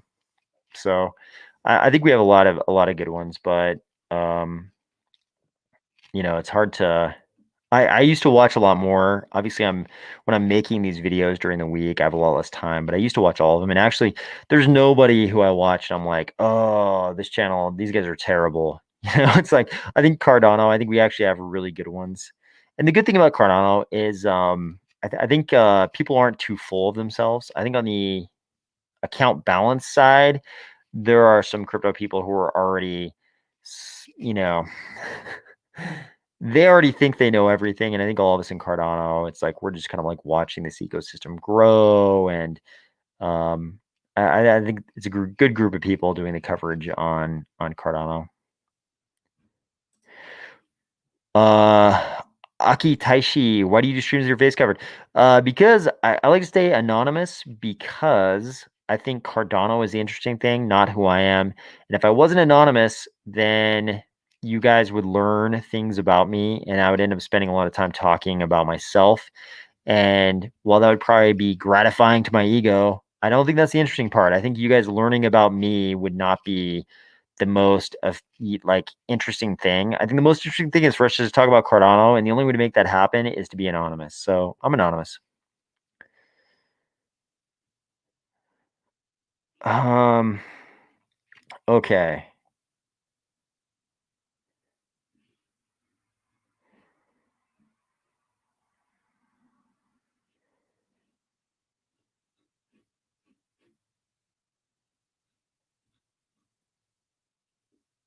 Okay.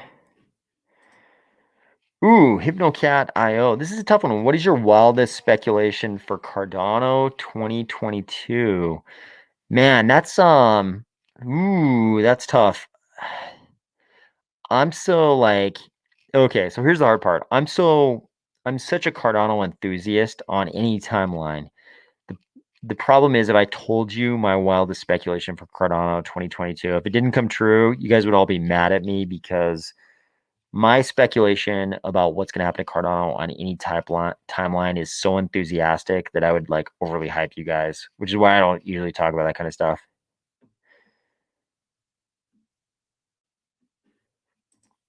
I see a bunch of Cardano furries turning up on YouTube soon. It's possible. AOS scared of getting whacked like McAfee. Yeah, I mean, like we joke about it, but I think if you're an early adopter of a crypto ecosystem and you know, it experiences exponential gains, it's it's an issue. Like physical security can be an issue. I mean, not even I mean, there's the physical security thing for like the clawhammer exploit, but then there's also sort of digital security.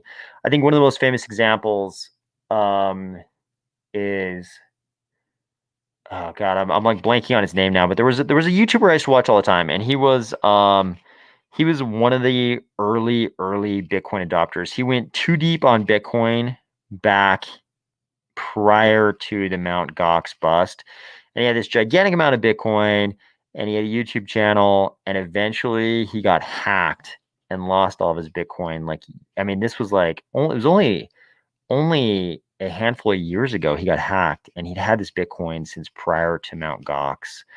So like, I can't remember if he bought the Bitcoin in like 2011, but definitely being a public figure in crypto is not the wisest thing as far as security goes.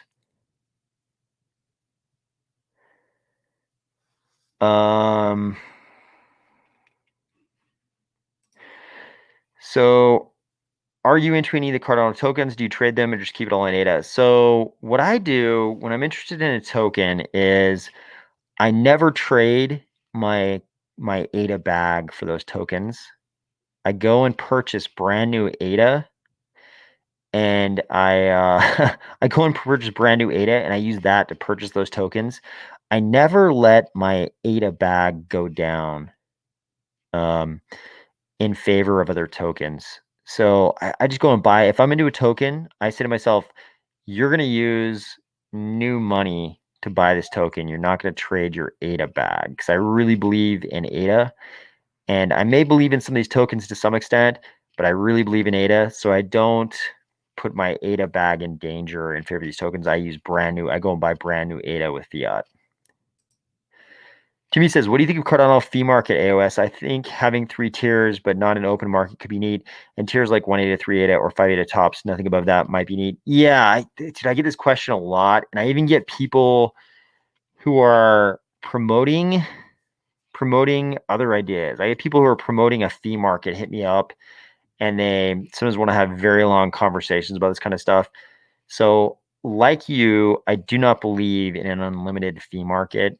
There are definitely some notable people in the ecosystem who are pushing that we should just go to something that looks a lot like Ethereum. And I don't support that at all. I like the lack of a fee market to the extent you can have it. It's sort of like a republic, right? It's like, what's the best form of government? A republic, if you can keep it. It's like, what's the best fee system? Not a fee market, if you can, right? If we must have something beyond what we currently have, then I like the tiered approach, where there's a small portion of the block devoted to a second tier for people who really need to execute a transaction to prevent liquidation of a position in a lending protocol or something. And I like it if that other tier is not unlimited. If the enhanced tier, if the expedited tier is determined by the previous block and it's not unlimited, if you go, so people will argue, I think there's a little bit of intellectual dishonesty sometimes. And I'm not pointing to anyone in particular with this, but I've seen some intellectual dishonesty, even in conversations directly with me, where people say, no, the tiered approach is exactly like EIP 1559. Many of you read the article IOHK put out about their tiered approach. And people say that's exactly EIP 1559.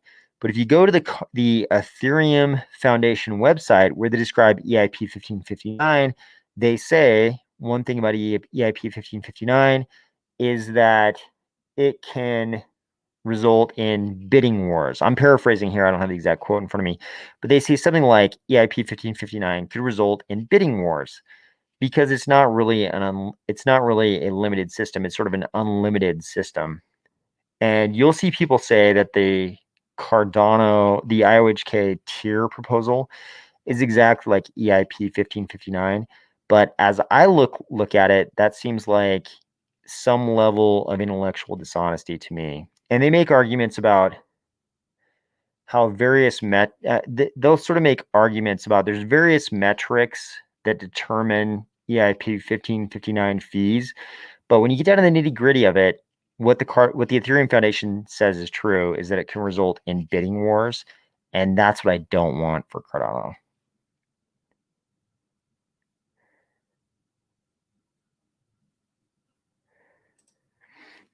Okay.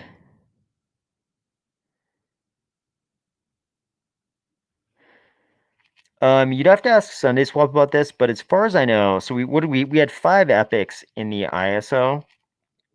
I believe that's correct. 5 epics in the ISO.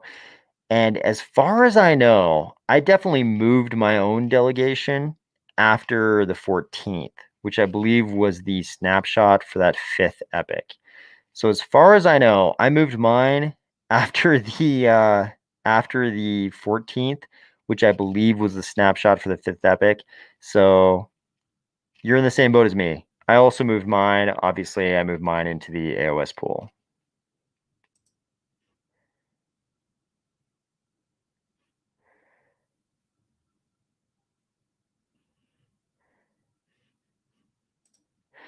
Thank you, Mike. I appreciate that. I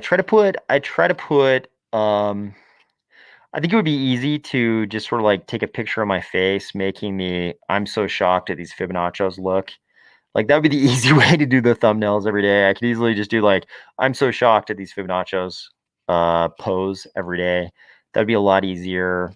But I try to put a little effort into that thumbnail every day.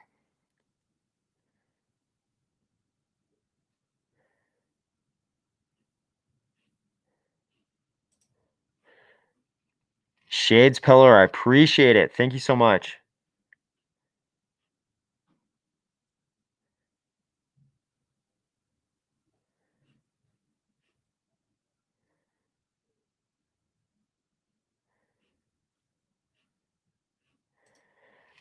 Biscuit Jesus, thank you for joining.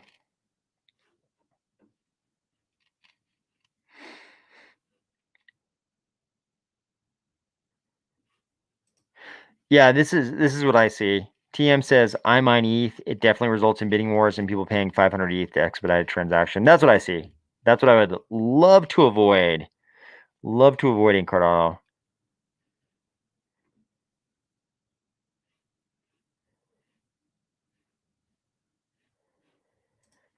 AOS pool is ready for waiting. The pool name is Army Spies, of course, and the ticker is AOS.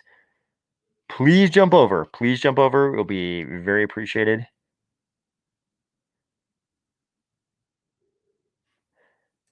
That's nice of you to say, Timmy. I appreciate that.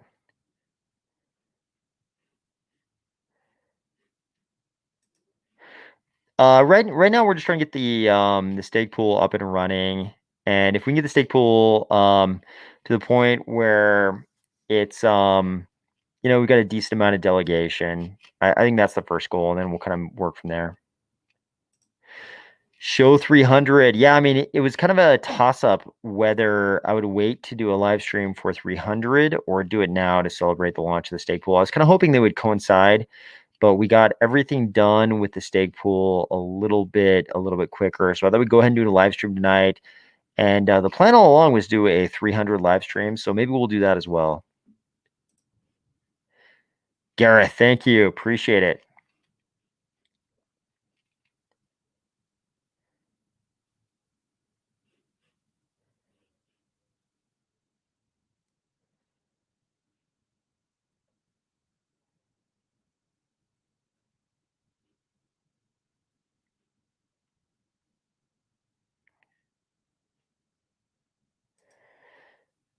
Metacore makes a good point about having a stable coin in an ecosystem like Cardano. Yeah, stable coins are super useful. Obviously they can create some expediency with taxation as well. If you're not in one of those very lucky jurisdictions where there is no capital gains, it can be really useful sometimes to have a stable coin, so you don't have to worry about gains. When you're just like moving things around. And Lynn talking about Meet Kevin. That's super funny. I've definitely watched some of Meet Kevin's real estate coverage. And yeah, he definitely I can't really debate your description of some of those thumbnails.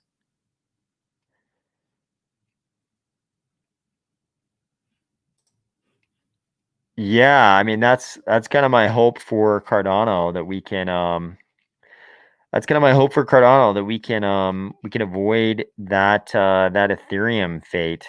Um I think there is some wisdom in the people who say that the base layers are always going to be they're always going to end up being a little bit more expensive than you want them to be, and there's going to have to be a lot of activity on layer 2. So I think I think there's gonna have to be a lot of, layer 2 no matter what, but in order for things to be cheaper than banks, I mean, if the amount of users in Cardano 100x's, like, it just changes the picture. So Timmy says, "Have you thought about Portugal at all, etcetera? My bags are still tiny, but there's some appeal there to me." Yeah, so, if people followed this channel earlier, they know I normally am sort of required to spend my time on 2 different continents. Um, and, there are definitely it's tricky, though. If you are a citizen of certain Western nation states like the US, it doesn't really matter where you go unless you renounce your citizenship, and it's hard to make a case for renunciation of your citizenship over taxation, but it's super hard. It's super hard to go anywhere and have that really impact your taxation the way you want it to.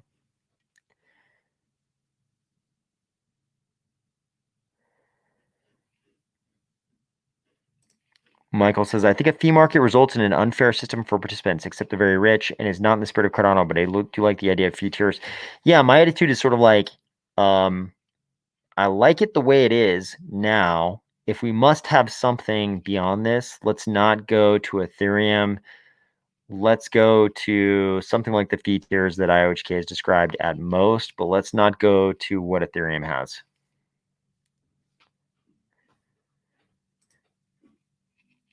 Could you describe that, Alexander? Green Pass Land. Could you describe what that is?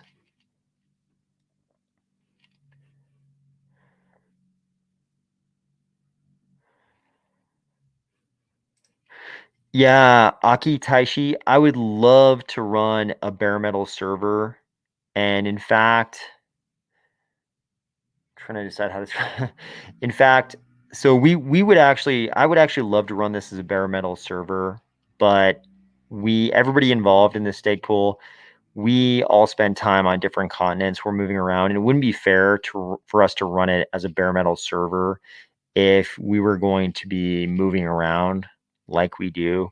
So it kind of has to be a cloud pool in our case. I would love if I was able to spend all my time on one continent, then I would probably want to run it as a bare metal server, or maybe even run it on, you know, on Raspberry Pis or Rock Pis or something.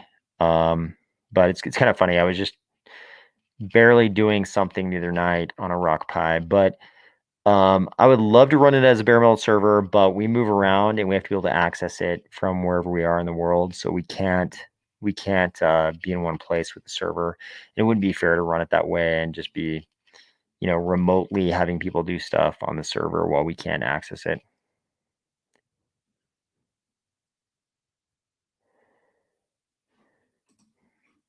Meld's gold-backed stablecoin plan. I actually don't know about that. I don't think I know too much about that. Daniil Wiggins, thank you for jumping on. I appreciate it.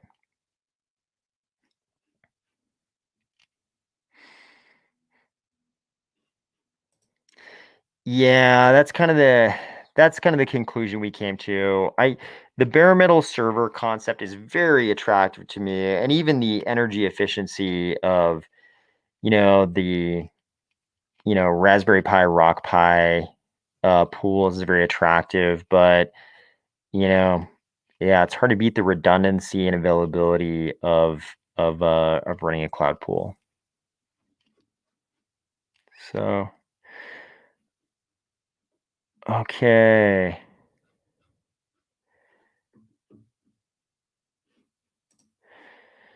Meld state will be able to transfer your crypto to any bank in the world. I remember some talk about this. I haven't looked at this in a long time. I'll be curious to see how that plays out. Let me put it that way. I'll be curious to see how that plays out.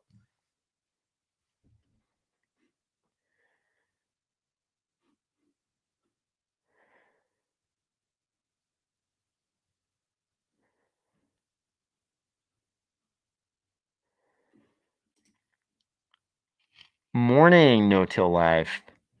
Good morning. You know, Miran Halilovic, I actually don't know anything about this. So it's kind of funny. There was someone who was constantly hitting me up in DMs about 3Air and sending me their white paper and kind of like suggesting that I cover it. And I never covered 3Air. And I don't know that much about it. But could you describe what happened with this? I actually don't know anything about this. How long have you been with the Cardinal project? So obviously I'm not associated with the Cardinal Foundation or IOHK or Emergo or anyone like that. I'm just a Cardinal enthusiast. But I first got really interested in Cardano. So the ICO was, when was it? In what, like the second half of 2017. And I think it was at some point I saw probably like the Charles whiteboard video, and I started actually buying ADA in like Q1 2018. I just dollar cost averaged into ADA from that point on. And then at a certain point when the price got too high, I stopped dollar cost averaging. But I started buying ADA in like I think it was Q1 2018, but I was really interested already in Cardano in 2017. And I'm pretty sure it was all kicked off by the Charles whiteboard video.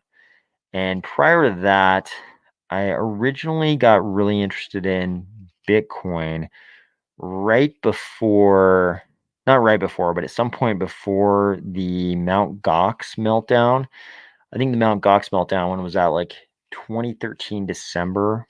I could go back and look at my social media because I like live blogged it to all my friends. I was describing like, you won't believe what's going on, Mount Gox. This is happening in Mount Gox, and my friends were like, dude, what are you talking about? You're talking about some kind of imaginary internet money. They didn't even know what Bitcoin was at that point. I was like saturating their feeds with coverage of like what was going on in Mount Gox. So it looks like other people have questions, and then I bought Ethereum shortly after their ICO. I think I bought Ethereum for like 72 cents or something back in the day. Of course, I sold it all when it 10x'd, not knowing that it would go all the way up to 1400x. But looks like I'm not the only one that doesn't know what happened with 3Air. 3Air moved to another blockchain. Yeah, that would be. So it looks like my call to not cover them was well spent there. It looks like. Truck Donald, thank you for joining. I appreciate it. Yep. Sorry, Shades Pillar. Sorry for you on that, my friend. I look forward to the bank crypto adoption process. Yeah, it's going to be interesting. 3R switched to Scale because they did not reach their funding, but they never had any Haskell developers. Okay, makes sense. Makes sense. Yeah, I mean, if you're going to be in Cardano, you kind of need to have some Haskell developers. Soju Boy, I'm surprised you're the first person to ask about this. He says, yeah, sub Spies, CT executive order. Any thoughts? So yeah, we're gonna have an executive order on crypto, and we don't know what's in it. It's I think it's a little bit scary because we don't know. We know about the rhetoric that's been spouted by the likes of the dragon in the Senate and her counterparts in the House and regulators like Gensler, but we don't know what they're actually going to try to do. Obviously, anything they do could be challenged judicially. Pro crypto Congress people could try to pass a law, to counteract any executive order. Executive powers in the U.S. are not. We still have a good balance of powers between the executive, the legislative, and the judicial branch. So an executive order is not necessarily the end all be all, but in the short term, it can definitely impact us, even if one of the other branches decides to sort of countermand that. So we'll see. I'm super curious. I mean, it's going to be a momentous occasion for us. I could describe like my best case scenario, what I hope it is.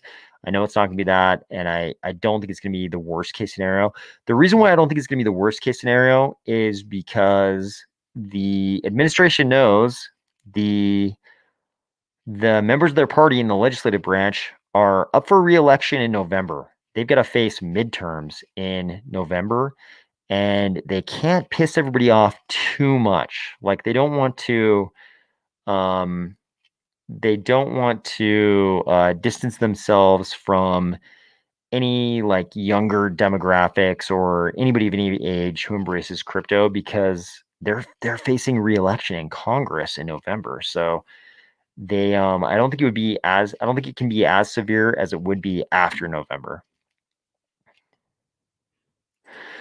Yeah, Aki Taishi. So we talked about this a little bit at the beginning of this video. So there um this Army of Spies did not start with this channel. It started with a Catalyst proposal in Catalyst Fund 3, I believe. You can see the actual Catalyst Fund proposal, at least the white paper that underlied the proposal, on the website. It's still up on the website, armyofspies.io. And it was an idea for a marketplace for hard to acquire information that wasn't as susceptible to normal Oracle solutions. So you can go read that white paper and you'll understand why it's called Army of Spies, because we wanted to create a marketplace where you could basically hire your own army of intelligence sources, your own army of spies to find difficult to acquire information. The reason why we were so interested in this is because there's hard to acquire information that I personally would like to acquire that I can't currently acquire. But I believe if a marketplace like we tried to outline existed, maybe it would be possible to find that information. So our sort of dream with that was that we could create that marketplace because I think we would want to be me and the other person who's involved. So behind that Army of Spies Catalyst proposal was me and one other person. Um, the other person, so I kind of answer a certain email address, and the other person answers another email address that I've talked about in the past before. But yeah, so there's two people behind the original Army of Spies Catalyst proposal, and that's what started the Army of Spies kind of concept, and then this channel just kind of grew out of this. But I do everything on the channel.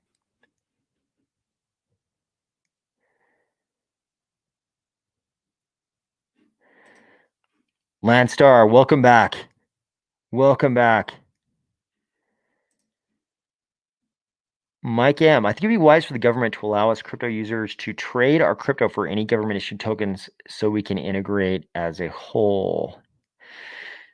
Yeah, if we get a US CBDC, or whatever country you're in, if you get a CBDC, a central bank digital currency that the government pushes, to any significant extent, I think it changes a lot of things, and we'll only kind of really understand how big that can be once that happens. But there's a lot of behavioral economic stuff that a central bank could do with a central bank digital currency, and those things are so profound, they could change everything. So whether for the good or the bad, but that's a big question. What happens if we have real CBDCs in sort of real free market economies? It's a big topic.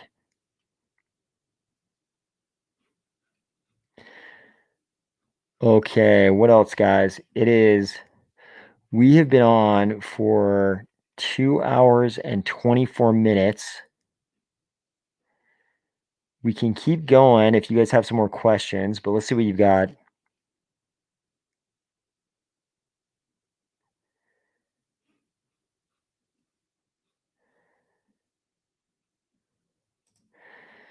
In theory, won't the CBDC be compromised eventually? Yeah, so I think like the thing about CBDCs is that the central banks will always be, as in hacked. Um Yeah, I mean, because they're centralized, they're more likely to be hacked for sure. I mean, if you believe in the premise of uh, heightened security in decentralized cryptocurrencies, then yeah, they should be hacked quicker than a truly decentralized cryptocurrency that's kind of solved the crypto trilemma, the sort of Gen 3 trilemma. But I thought you were asking about compromised as in inflated to devalue the debts of the central government. I think that could definitely happen. I think they'll eventually sort of treat the CBDC the same way they do fiat and just try to inflate it whenever it's convenient for them to devalue their debts.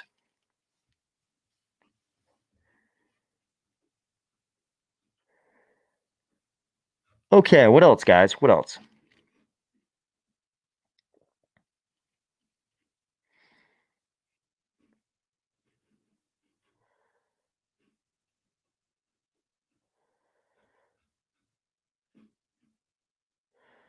Okay, any other questions, guys? We've been on for 2 hours and 26 minutes now. I don't want to keep you guys all night long or morning long or afternoon long, depending on where you are. So, what else have you got? Maybe we'll do some last questions, then we'll sign off for tonight.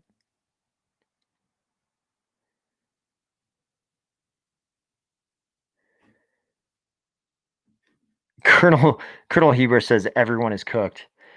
Yeah, we've gone through quite a bit. Hey, Mark, how's it going? Thank you for joining.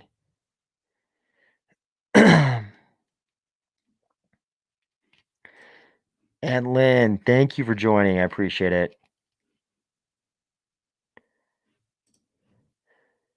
Good night to you, Smiles. Thank you for joining. Appreciate it. Thank you for delegating. Very much appreciate it.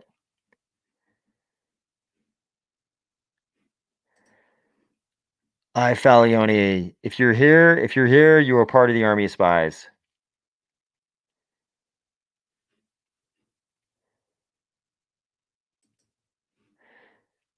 Papa Doge, yeah, everyone is spent. Laugh out. Good night, everyone. Yeah, I think I think we went through quite a few questions. 2.5 hours is a pretty good amount of time for one of these live streams. In fact, you can probably hear my voice is my voice is starting to go a little bit, but okay, now it's back. Now we're good. But yeah, it looks like the questions are slowing down quite a bit. So I think we'll sign off here for tonight, and hopefully we'll do this again soon. Thank you, everyone who has delegated the pool. If you're considering moving pools, please feel free to move over to the Army of Spies stake pool, ticker AOS. Let's see. Ziad Tubela says best ways to get Cardinal project news and updates. I like to think this channel is a good way to get updates. Thank you for jumping on, Michael. Appreciate it.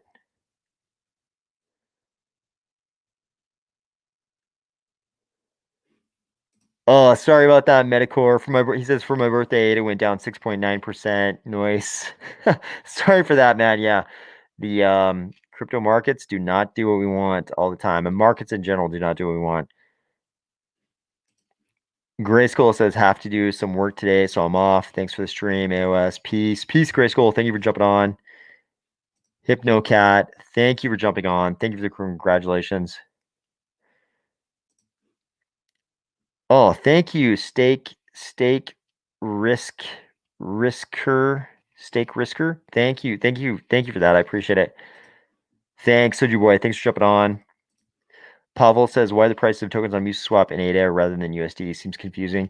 It's because you have to the trading pairs are all in ADA as opposed to USD because they can't trade USD because you can't it's it's not really possible for them to become like a member who can use Fedwire and ACH and things like that. That's just like crypto dexes in general. Joshua Ruiz, thank you for jumping on. Appreciate it. Came123 Yahoo, thanks for jumping on. Ziad, thank you for watching. I appreciate it. Yep, happy birthday, Metacore. Happy birthday. I forgot to wish you a happy birthday. Matt Bowd, thank you. Thank you for getting the hoodie. I appreciate that. Cardano ecosystem news has something to say in Korean. Is that, I believe that's Korean. Two different things to say. I cannot read Korean, so.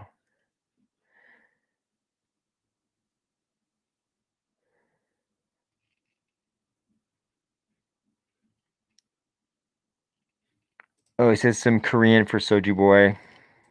Yep.